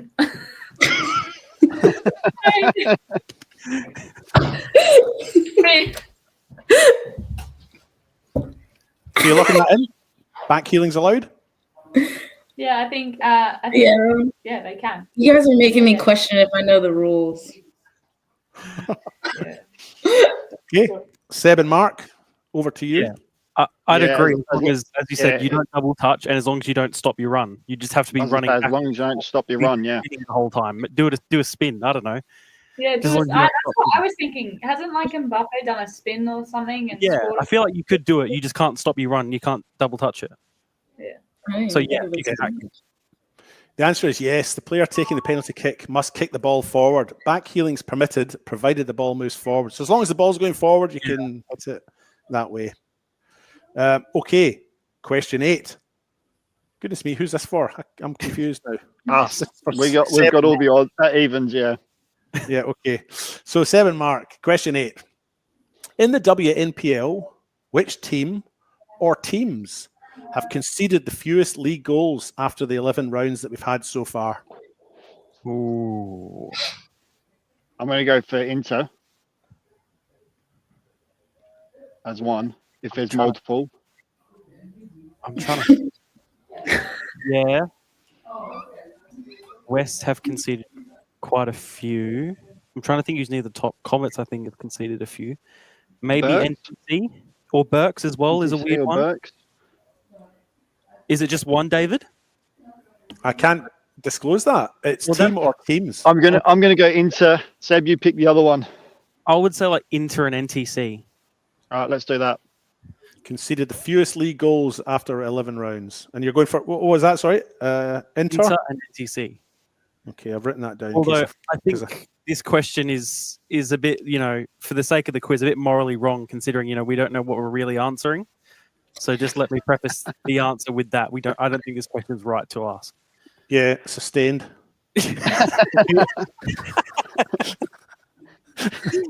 Over to Matilda and Lexie. Which teams in the WNPL have the tightest defences? I think Burks. I don't actually know about us. Lexie and I were trying to actually figure this out the other day. Yeah, we tried to figure this out the other night. We were looking at obviously last year's as well to see where we were on the ladder comparative to now. And there was a really bad stat on Wikipedia. I don't know if it's us. I don't know. I was going to say, I think it is. At one point, it was us. But I don't know. The 4-0 against NTC. I definitely think Burks. Yeah, but NTC have now lost 6-1 against. Yeah, true. That's true. Did you hear that? NTC lost 6-1. Yeah, I heard that, David. I heard it loud and clear, mate. Thanks. Yeah, wow. I guess that puts a bit of a dampener in your answer, doesn't it? I think us and Burks. Yeah. We'll lock in us and Burks. Yeah. Inter and Burkulla. I'm surprised. It's neither of you got points for that. West Adelaide and Adelaide Comets have both only conceded 15 goals. Okay. Oh. Do you know? I just did it because we've got Inter on the show. I reckon I was put off by the fact I think West Adelaide have already conceded more this season than they did all of last. Yeah. So I just thought that maybe it would be too many still. But fair enough. No, West Adelaide and Comets have both conceded 15. They've conceded 18, and Inter have conceded 19. Uni's a good one. Okay, so we've got to nearly the end of this. Seb and Mark have 9 points. Matilda and Lexie have 7 points. So there's a 2-point gap between first and second. Right, last goal wins. What does that mean, David? Guess what that means? This tiebreaker question is now worth 3 points. Wow. Last goal wins. It's the new. It's how it plays out now. I never see it coming. Last goal wins. Yeah. So if Seb and Mark get this, they'll get 3 points. It'll take them up to 12. But if Matilda and Lexie get this, the 3 points will take them up to 10, and they will actually win this by 1 point. It couldn't be closer. Is that buzzer beater? Is it a buzzer, David? How are we playing this one? I think what we'll do is we'll maybe have just an open forum with this one, because it'd be unfair for me to give it to one team ahead of the other. So it's just an open forum. Buzzer. No, just an open forum. Don't open the quiz master, Mark. Let him play his game. All right, let's do this. No, actually, it will be a buzzer, because if we have an open forum, you guys will work out that if you give the same answer as your opponents, you end up with the same. Yep. So it is a buzzer. Okay. All right, you ready? Okay. Right. A new rule comes into effect next season whereby a goalkeeper has 8 seconds to release the ball after gaining control of it. 3 seconds into that 8-second period, and therefore with 5 seconds remaining, what signal will the referee give? Buzz.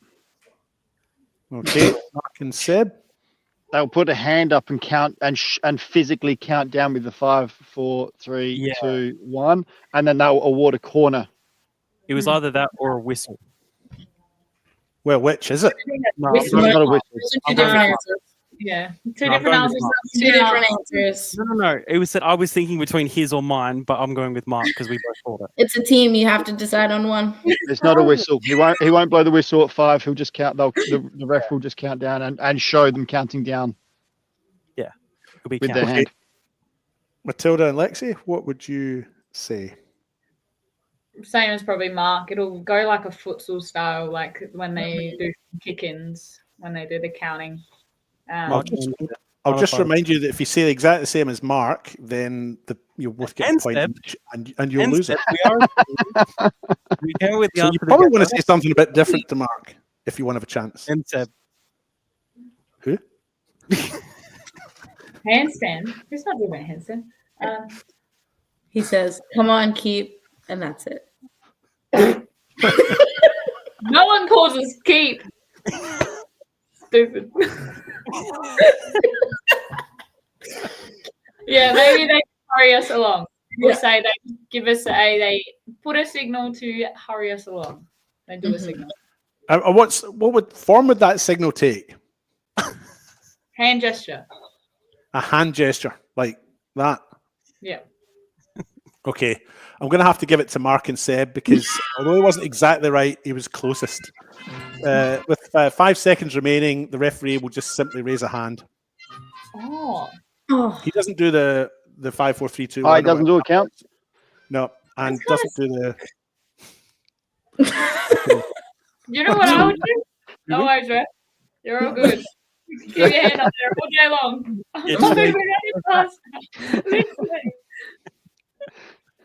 Well, that's concluded my quiz, and at the end of that, Seb and Mark are the winners this week with 12 points, and Matilda and Lexie came second, just second. That's not bad, with 7 points. Congratulations, both teams.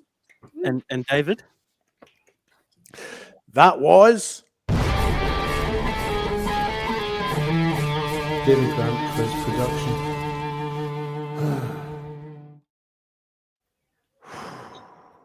Another one done. Well done. Well done. Matilda and Lexie, thank you both so much for joining us. Been a pleasure. Thank you. Good luck Saturday as well. Have a good rest of your season. I'm sure we'll see you around. But yeah, thank you both for coming on. Thanks for having us. you. Appreciate you having us. Thanks.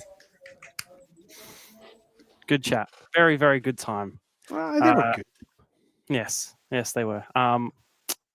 Yeah, good chat. We'll move on. This is going to be a longer episode, which I think some people prefer, some people don't. And for the people who do like a longer episode, they're getting one this week. So, that's just how it is this week. But we'll try to hurry it along as much as we can.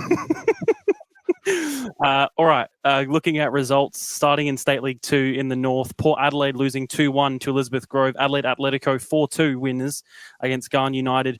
Salisbury Inter and Mowbray Vista playing out probably one of the most bizarre score lines in a 6-3 win the way of Mowbray Vista. And Northern Demons at home losing 2-0 to Gawler Eagles. Adelaide Hills Hawks losing 1-0 to Western Strikers. Seaford Rangers a 3-0 win over Adelaide Titans, and Mount Barker and Noarlunga having a 1-1 draw, with Eastern United getting a narrow win over other promotion contenders in Adelaide Uni. Mark, we'll start with you for an overview. All right. Okay. I think for me, surprising result was the Grove result. As Alessio alluded to, they haven't won for quite a while. Managed to get over Port Pirates, sorry. And they're in a bit of form at the moment. So that was a bit of a surprise. The other game, the Gawler game, very surprising the way Demons have been playing at home, which we know about. They've been really good at home this year. So I'm surprised that they took that loss there. In the south side of things, was a draw between Mount Barker and Noarlunga. So nothing out of the ordinary, both the worst and I don't mean that in a bad way, but the worst 2 teams in the league. Yeah. Playing out a probably, I'd have to say it's probably quite a dull draw. See if you're getting back to winning ways with a good win there over Adelaide Atletico. But the league itself is quite an interesting one. Eastern sitting now, I think 6 points clear of Adelaide Uni, which is quite a good buffer for them. So it was a real massive 6 point of that game, that win, 1-0 win. It'll be interesting to see how Eastern go, alluding to Alessio's changes that could be happening at clubs, and who knows. But it's interesting to see that the Adelaide Uni and Strikers are both playing Mount Barker this weekend. I'm not sure how they're going to work that out, but that's going to be a very interesting one. That's obviously on dribble, but that's going to be an interesting one. We'll see how that plays out. You got the local derby this weekend as well between Noarlunga and Seaford. But yeah, I think this is what bugs me with this league. I mean, Eastern and Adelaide Uni by far the 2 best teams in that Southern League, yet neither of them could be promoted. Yeah. Which for me kills me because they've both been exceptional. On the other side of the draw, it's a lot closer. With Modbury Vista obviously now sitting, I think they're going back top, but it's a lot tighter, that league.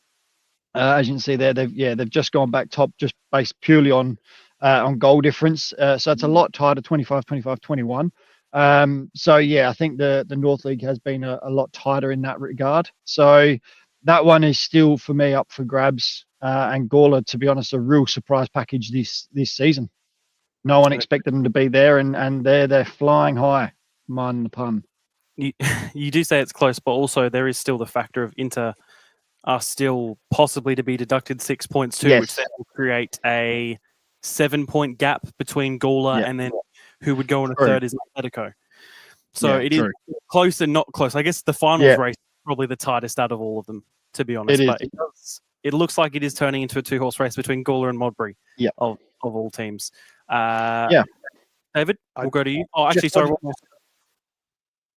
I just want to really quickly add, and I'm conscious of time, that Mount Barker now 4 draws in a row, and those 4 draws, had they won those games, would have they'd be up on 19 odd points. They'd be up in the top 4 if they'd got wins in each of those 4 draws. So they must be kicking themselves drawing all those games. That was the only thing I was just going to quickly add. I was going to as well. Mark, did you put that in your survey answer about how you hate that 2 teams? Yep. Yeah, you did? I did say that I didn't like that format and how it's so convoluted. No, I think that's fair enough. We'll go on to the WSL. Western Strikers with a 2-1 win over Cove. Modbury Jets losing 1-0 to Elizabeth Grove. They seem to have gained a bit of form. Sturt with a 2-0 win over South Adelaide. And the really big shock, Adelaide Jaguars with a 5-1 win over league leaders Modbury Vista. David, we'll go to you. Look, I missed these games because I was away over the weekend, but obviously the big shot was the Jaguars game against Modbury Vista. And by all accounts, Jaguars were 3-0 up by half-time and in control. Ellie Smith, the goal scorer in the 54th minute for Vista. But by the time she'd scored that, they were 4-0 down. And when Blakely got her second in the 66th minute, it probably meant the game was over and done and dusted. But again, a game I didn't see, and I was away at the weekend. But that was all they were talking about in Bali when I was there. Oh, Mr. Grant, Sir David, have you seen the score between the Modbury Vistas and the Adelaide Jaguars? That's incredible, isn't it, Sir David? I went, yes. I refuse to believe it until I see it myself, and now I do. Did Ringo let you know about the Campbelltown result as well, that he was wrong? No, he was giving surfing lessons when I went back down to see him, so I didn't want to bother him, but yeah. The other thing I was just going to quickly mention as well is Cove and South Adelaide just going through a terrible run just now. Both on a very, very much a losing streak and both stuck at the bottom, but they play each other this weekend. So that's a big game for both, just to try and get themselves back into some kind of winning ways. Absolutely. Mark, anything to add? I was just going to say how Grove have turned their season around. They were bottom only 4 or 5 games ago. 4 wins on the trot. The actual form side in the league, when you look at it, the 4 in a row, And yeah, really, you just sort of got to go, hey, boy, like I'd say to Dorbs and Brooksy out there and go, and Fossil, where was this form at the start? Like, if they'd started this way, they'd be sitting up there with Vista and Sturt. So, yeah, absolutely. We'll go on to State League 1. Blue Eagles and West Adelaide playing out a 1-1 draw. South Adelaide losing 1-0 to Cumberland United. Salisbury United with a narrow 1-0 win over Vipers FC. Cove and Olympic playing out a 1-1 draw. Sturt beating Fulham United 2-0. And Adelaide Cobras beating Pontian Eagles 2-0. Both of those away from home. A pretty low scoring round looking overall as well. I'm trying to think. No game had more than 2 goals. 2 goals was the max in State League 1, which is, I think, sort of rare for that league as well, considering, last week we did have an 8-0 as well in one game. So, yeah, definitely. David, we'll go to you this one. Any that you pick out from this? Just Adelaide Olympic and Blue Eagles both drawing for the 3rd week in a row. And similar to what I was saying before about Mount Barker, that must be really frustrating for those two teams to not take to get the maximum points from their games and get themselves into a winning position. These are all drop points that could prove costly at the end. I mean, Olympic are sitting just outside the top 6. They're on 18 points, and Cumberland above them in the 6 are on 19 points. So Olympic must be kicking themselves that they just haven't managed to get a win from those last 3 games. They do have South Adelaide this weekend, so maybe things will change for them there.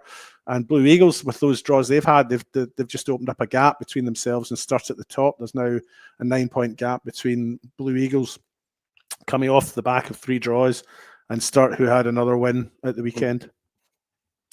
Mark? Or not? Oh, he's sitting very still. If they ever have to make a Madame Tussauds waxwork of Mark, that's what I imagine it might look like. Yeah, not smiling either, I think. I think a little bit grumpy. David will go on you. Well, he'll come back in a minute. I guess just sort of an overall look for the rest of State League 1 as well, if you don't mind. Well, again, I missed the games because I was overseas, but Pontian Eagles, South Adelaide and Vipers all losing their games, and Fulham a bit further up the table in 5th, losing out as well to Sturt. They'll be looking to bounce back when they play Cumberland at the weekend. But Sturt, 2 wins. They had that little upset where they lost 2 games, not in 2 weeks. I think it was in about 3 weeks, over a period of 3 weeks. But they seem to have resteadied, and they've won the last 2 now. And coming off the back of a 2-0 win against Fulham, and the week before a 1-0 win over South Adelaide. Not massive wins against clubs that are, fair way below them, especially South Adelaide in the ladder, but back to maybe winning ways. And, they'll be looking at Blue Eagles thinking, thankfully, they've dropped their points, because if that hadn't been the case, then Blue Eagles would possibly be up there within, touching distance sort of thing. Yeah. Again, I didn't see many of the games, so I can't really talk. It's almost like we should give you another week off just to sort of, I guess, reset yourself. Yeah.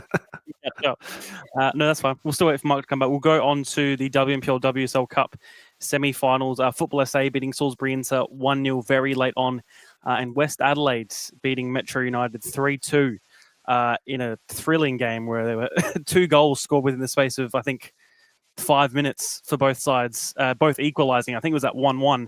I think I was messaging you at the time, and I said, it's 1-1. And then a couple of minutes later, I wrote, both teams have scored 2-2. Yeah. It was a bit of a shame that it wasn't televised or on YouTube. So, I couldn't watch that at all. I was keenly asking you to give me updates as the day went through. And it was interesting. I think, was it Michaela Haddai that scored first for Metro United, put them 1-0 up with a header, from a corner or something, was it? Yes, or a set piece near around the corner, I'm pretty sure. Yeah, and so then, when that happens, think maybe we upsets in the car. And don't forget, these 2 drew 3-3 with each other only maybe 3 or 4 weeks ago. You could tell that there was definitely a bit of feeling in the game, I think, after that draw. On the weekend, right? There was a bit of fire from both sides, I think. A few pushes and shoves, a few tussles around the pitch as well. I think, after that draw, it definitely made it a lot more competitive. And it was a very tight game, to be fair. Yeah. So you reckon that little bit of niggle was there as a result of the 3-3 draw? Or was that something that... they're both very physical sides, aren't they? They've put themselves around a bit, especially Metro United. I would say they're, they're a very physical team. They've got some players there who aren't afraid of the big, long sliding tackle, take the ball and everything else in the way, sort of thing. So I would imagine, both sides maybe had that little bit of niggle coming in. But you think it might have been generated from that 3-3 draw? Yeah, I think even I was at that 3-3 draw, and I think you can sense from sort of all the players from both sides coming out, that was sort of the air of can't wait till the next game, pretty much. And then the next game came sooner than they probably expected. It was a brilliant watch. And as you say, it was probably a shame it wasn't able to be broadcast because it was a very entertaining game. Might have been a good cup final. If the two hadn't met at this stage, it might have made for a very good cup final. But yeah. And the other one, you went to the other one as well. They were back to back, so I was. So you would have been at both. I was. Tell me about the second one. Probably not as exciting. Not too many chances. I mean, from my perspective, I was pitch side basically, so not the best view I'd normally have from commentating, and not exactly 100% focus as I normally would too. But I think compared to the two, it was really, I think, about who was going to score the goal first, and it just happened to be Football SA and TC more than Inter. I think on the day that was the only real deciding factor is that they scored late on, and that was really it. I don't think there was really too much to talk about it in that aspect, but still a good day. I did hear though that Marley Donsberg and Nicole Blackett were eager to get back on the Uno table, and that was incentive for them to win those games because they were keen to get back on the Uno table against yourself. Might be a different board game next time. Wow, chess. Yeah. Mate, the interview lasts for 4 hours. Yeah, that's the podcast for the week. We live stream chess for 4 hours. Yes. Mark, he's back, just like Eminem, and he's bald, just like Eminem. Yeah, you're back. Sorry about that. All good. Not bald, or Eminem. Yeah, he is, or used to be. 8 Mile wasn't he bald in 8 Mile? I think. No idea.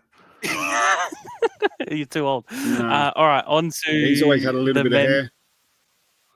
Yeah, maybe. On to the men's MPL. Modbury Jets and Parrywills Knights playing out a 1-1 draw in that Northern Derby. West Torrens Burkalla beating Adelaide City 4-0. Croydon 3-1 winners over Adelaide Comets. Adelaide Croatia Raiders losing 2-0 to Metro Stars and also losing their starting goalkeeper Vincent Barbaro within 2 minutes, meaning he'll be missing tomorrow night. Sorry, I got the hiccups all of a sudden. Tomorrow night in the semi-final. Playford playing out a thrilling 3-2 win against Campbelltown City. And FK Beergrad 3-1 winners over Adelaide United, trying to pressure this week's opponents in Metro Stars at the top. Mark, we'll start with you now that you're back. Yes, apologies, but no, I should tune into the Burkalla Adelaide City game for a period of time on a Friday night once I got home from my lads' game. And Burks were by far the better team. They made their chances count. Blackwood getting on the score sheet, Hall making a uncharacteristic error there. But what I have noticed with Adelaide City is I'm a little concerned is that they've, without Bucco, results haven't gone their way. He's missed the last couple of games. He's away at the moment. And yeah, they've seemed to have struggled without him in the side.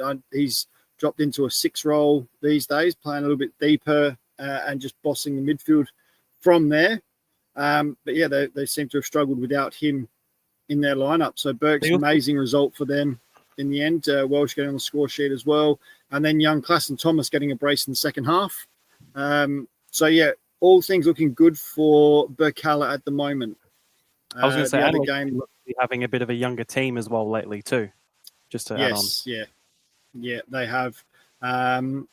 So that's been quite interesting. The other game that I was impressed with was Croydon. They seem to be in a bit of form at the moment. They're doing really well. Luca Trimboli getting on the score sheet on the weekend. So I've been really impressed with the way they've been approaching their games. I mean, I thought it was always going to be, I won't say easy game for them, but it was going to be a bit more beneficial for Croydon with Comets having to go the distance only on the Wednesday night. So I thought that would help Croydon. Comets would, as you'd expect, they'd sort of probably possibly run out of legs towards the end of the game, which I think they did. And Croydon taking full advantage and scoring. I think it was 3 goals in the end. Captain Klimek scoring there. So yeah, but it's funny actually. Just talking about the ages. I've actually got the rankings of age for the teams actually. Oh. So over the past few weeks. So Playford have got the oldest team in the league. Really? Going on the averages, 27.7 years of age, and Adelaide United obviously 19.1 with the youngest. But yeah, so Croydon Kings 26.7, West Torrens Bacala 26.7, Campbelltown 26, and then we drop down to Modbury at 24.9, Adelaide Comets 24.6, Para Hills 24.5, Adelaide City 24.4. So they are on the younger side. Adelaide City. Metro Stars 24.3, Croatia Raiders 23.5, Beergrad 23.5. So there's a big gap between Beergrad and Adelaide Uni, the bottom two. Adelaide United, the sort of youngest teams. It's still sort of 3.5, 4 years. Beergrad and Croatia had exactly the same age there. Was that right? Raiders 23.5, Beergrad 23.3. Oh. I would have thought that's for the first 14 rounds. Yeah, I still would have thought Campbelltown probably would have been on the higher and not Playford. I would have thought so too. But then you look at it and you sort of look at their lineup for Playford. You've got the likes of Ostby, Christos Panendes, Ryan. I'm not sure how old Dan Ryan is these days, but you know what I mean. They've got some of the older players there when you actually break it down. So yeah, and I think for me the other thing is Beergrad obviously just carrying on their merry way. A massive statement win over Adelaide United, who were even points going into the game, equal second, only goal difference separating. Adelaide United getting off to a great start, scoring quite early, obviously, in the game, and then after that, Beergrad settled in, and then they went from there and took out the win with a 3-1 scoreline. So. A bit of a story for Beergrad. They always, at the start of the season, they took a while to settle. Do you remember that? Those first 3 or 4 games? I remember the derby. Yeah. Ridiculous. Now they just, it's still there. For me, Beergrad's just still, I mean, I know they're sitting second top and they've come from bottom right up to there, but for me, they're still a wee bit slow to start games. It will be interesting, especially tomorrow night as well. David, anything you want to add on to? No, I think it's been comprehensively covered there. Is that also because you didn't see any of it? I did. Well, do you know what? I did put some of these games on, so I did see some of these, but I think Mark's covered it well enough there. Nothing more to add, Your Honour. I did enjoy the Beergrad United game. I did watch that, but yeah, no, Mark's covered it. Perfect. Just one other thing was obviously the derby between Para Hills and Modbury were played, which I think you were on, Seb. I was. Did you want to talk about that one? Maybe not. Just the game in general, not anything else. If I'm being honest, I probably didn't get to watch as much of the game as I would have wanted to. No, that's fair enough. So I probably don't feel like I can probably be too comprehensive. I didn't get to tune in too much to that game, but I don't know if it's due to their positions at the moment or not, or it just seemed to be a little lackluster at times. The only thing I will add, both goalkeepers, very, very good. They were both very, very good. Probably made some game-changing saves from the both. That was probably the one standout, I think, to take from that. But other than that, I probably can't. I don't feel qualified enough to speak on that full 90 minutes after Friday. Finally, you're quite comfortable to ask me what I thought about all the games I didn't see. Anyway, we'll go on to the Australia Cup qualifying final. Metro Stars go through to the round of 32, 1-1 at the end of extra time, 3-1 on penalties. I was on commentary. That one, I probably feel more comfortable. Honestly, probably for me, one of the best games I've done in terms of, I think, for me at least, you could feel the tension in the crowd, I think, throughout the whole 2.5 hours, however long it was. And there was fight in it for both of these sides too. And we all predicted, as Lexie said earlier, that Comets wouldn't really get close to sort of being competitive in it. I think even Alessio said himself that they have no chance from his exact prediction from last week. But yeah, it was a good game. Comets were competitive, probably unlucky. Daniel Vaughan, brilliant, man of the match for me. Cody Ostrike, probably second after the penalty saves as well. But yeah, again, another game where the keepers just sort of showed up. Mark, we'll go to you because you will have to go in a minute. Yeah, I thought Vaughan was just outstanding. He saved Comets multiple times, but that's why you have a goalkeeper like him in your team. He stands up when needs be, and to be honest, he's done that this entire season. He's really, I think, carrying the weight of the Comets at the moment. They're going through a real transition at the moment. They lost obviously a lot of players last year. A new coach in Con and Dimmy, who are doing a great job. So I think that they're in a real sort of transition space at the moment. And I thought he's been brilliant. I actually think he's leading. To be honest, he for me would be leading the Golden Glove or the Best Keeper of the Year award actually in the NPL at the moment on his season alone so far, because he's kept Comets in games. He's won Comets games at times this year. So he was brilliant. Ostrike did what he had to do. He's been very consistent this year as well. He hasn't had the high profile saves he's had to make. Someone like that Dan Vaughan has had to make, because he's got such a settled back line in front of him, and a good lot when you've got the likes of McNamara, Jackson Walls, Nagel, and whatnot, and D'Angelo playing in front of you. You're not having to make as many saves as someone like Vaughan has had to this year. And now that Comets have got their players back, we're starting to get them back. It might change a little bit. But, yeah, I thought both keepers were excellent. But the game itself was actually quite enjoyable to watch, because there was moments, there was thrills, there was the penalty shootout. And it was actually an enticing game to watch, where we all thought, just purely based on form, it was going to be a convincing Metro win. So I dues to Comets, who really stuck it out and really put it to Metro. Anything to add, David? No, again, comprehensively covered. Perfect. Mark, we'll let you go. I didn't see it. I didn't see it. Mark, we'll let you go. Yep. We'll see your prediction. Did Alessio do his bit regarding our predictions from last week? No, he didn't get the chance to. So we'll have to be in limbo for a week about where we are on the ladder. Yeah, we're going to have to be. I think I might have had a good couple of results this week too. Oh. So I'll still be top, that's though. all right. All good. You've already counted yours, haven't you? No, I can't be bothered. I've looked at a few.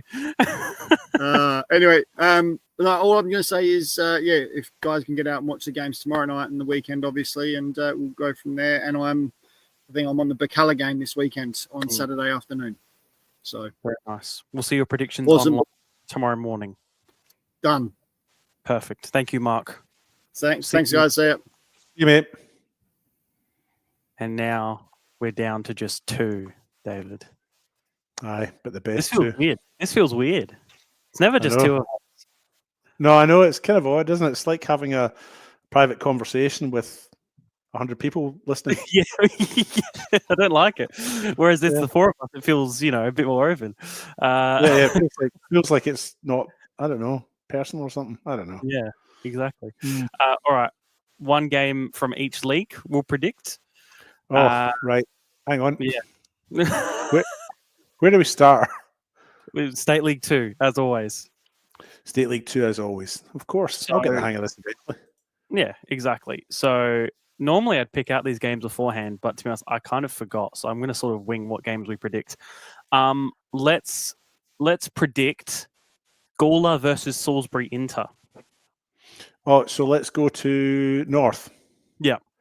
Second Gawler versus third, as it stands. Gawler and Salisbury Inter. Well, Gawler, I mean, like Mark said earlier, they're on a bit of a roll, aren't they? And they've come from nowhere, after a poor start. I'll go for they haven't had a draw in a while, though, have they? They've only had one draw all year. I'm going to go for a draw in this, 2-2. Okay. I'm going to go. I reckon Gawler will win 2-1. Okay. Do you know what I hate as well? It just being us two. I have to like.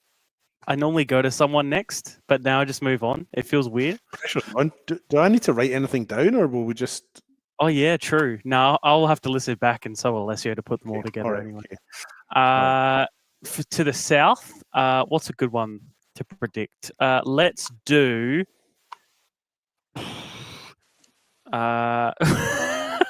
could do Parker, who are playing 2 games. Yeah, true. We could do. Let's do. No, let's not do Mount Barker versus Adelaide Uni. Let's do Noarlunga versus Seaford because it's a Southern Derby. That should have picked that up earlier. Yeah, I should have picked that one ages ago. I'm gonna go 3-1 Seaford. Oh, I was going to exact the same. Seaford 3-1. Oh, perfect. We'll move on then. WSL. Let's predict. Do you know Cove versus South Adelaide? Oh, good one. Of the table. If South Adelaide win, they go into 6th place, but on equal points with Grove. If Cove win, they only go 2 points behind South Adelaide. This is a difficult one, isn't it? South Adelaide scored 22, conceded 42, but Cove only scored 19 and conceded 41. And lost both of their last 5 games. South Adelaide are really only above Cove on the merit of a number of draws. They've had more draws than Cove. I'm going to go for a draw in this one, 3-3. I'm going to go South Adelaide 2-1, I reckon. State League 1, let's predict Blue Eagles versus Salisbury United, because if Salisbury United win, they could go 2nd, if not 3rd, depending on West Adelaide's result. I'm going to go for Blue Eagles in this. This is difficult. I'll go for Salisbury United 2-1. I'm also going to go for Salisbury United 1-0, I think. WMPL, let's do.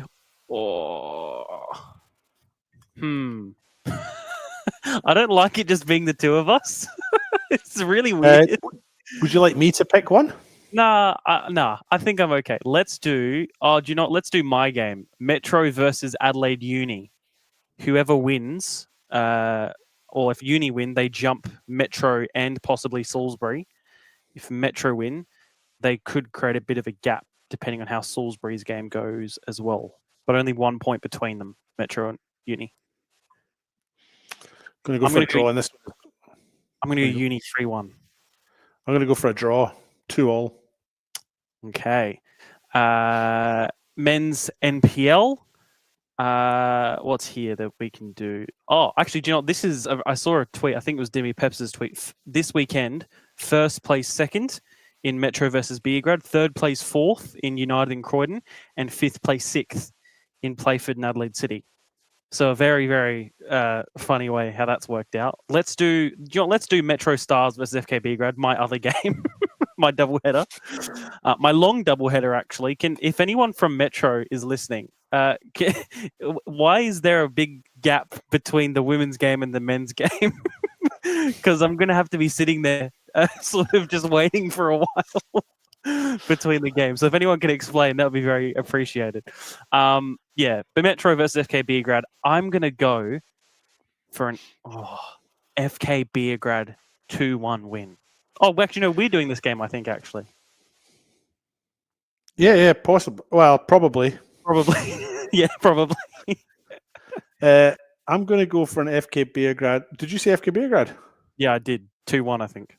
I'm going to go for Beergrad winning this one as well. I know they've had a loss in the last 3 or 4 weeks, but I don't know.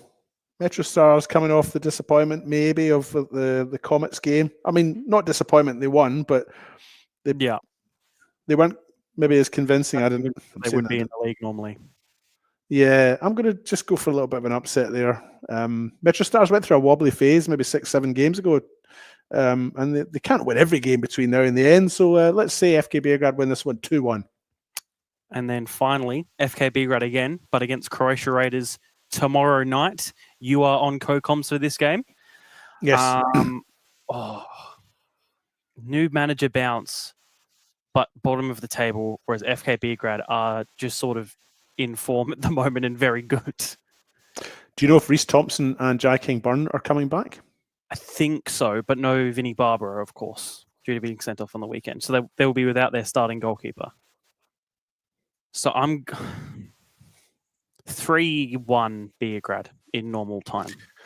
It's difficult to predict a cup game, isn't it? Because it's it's not like a league thing. League form kind of goes out the window a little bit. But I still think FK Beograd are they're just too good just now. It's not that Croatia are terrible, but FK Beograd are just too good. So I'm going to go for an FK Beograd win, but I'm going to go just for a 2-1 win. Perfect. That is us done for the week. Let's never, ever do two people podcast ever again, because this last 10 minutes was very awkward. Did you find it awkward? I found it very... Did you not enjoy it? It's just a bit strange when it's just the two of you, but I don't feel uncomfortable because I just don't think anyone's listening. True. I can see the numbers though, and there people are. So that's the scary thing. How many is there right now? 13 according to my numbers. So just to scare you. That'll drop off the longer we go on. Let's finish up then. Anything off that you want to mention before we go?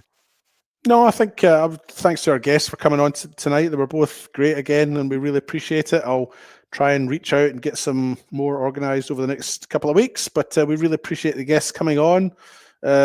Reach out and contact us if you've got anything you want to say, complain about, raise, ask us to cover.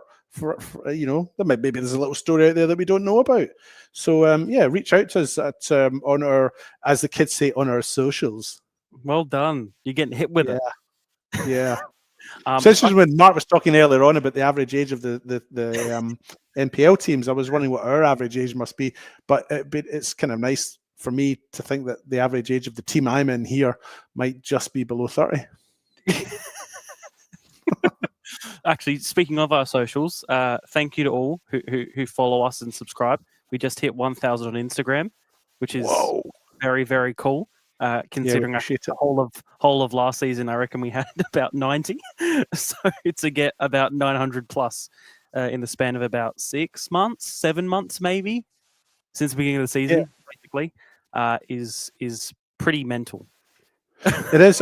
We really do appreciate the support that we get from the clubs and the supporters and board members and players and so on. Really appreciate you coming up and having a chat with us. And, if you've got ideas about how we can be better or how we can reach more, then let us know. Our mission is to try and promote the game as best we can. And as I mentioned earlier on, I think there's avenues, that we could explore to try and get this to be more accessible to many. And really appreciate people. What is it the kids do? Like, follow? I don't know what it's called. Like, follow, subscribe, share, definitely share. So people, that's an important one. Yeah, good singer too, Cher.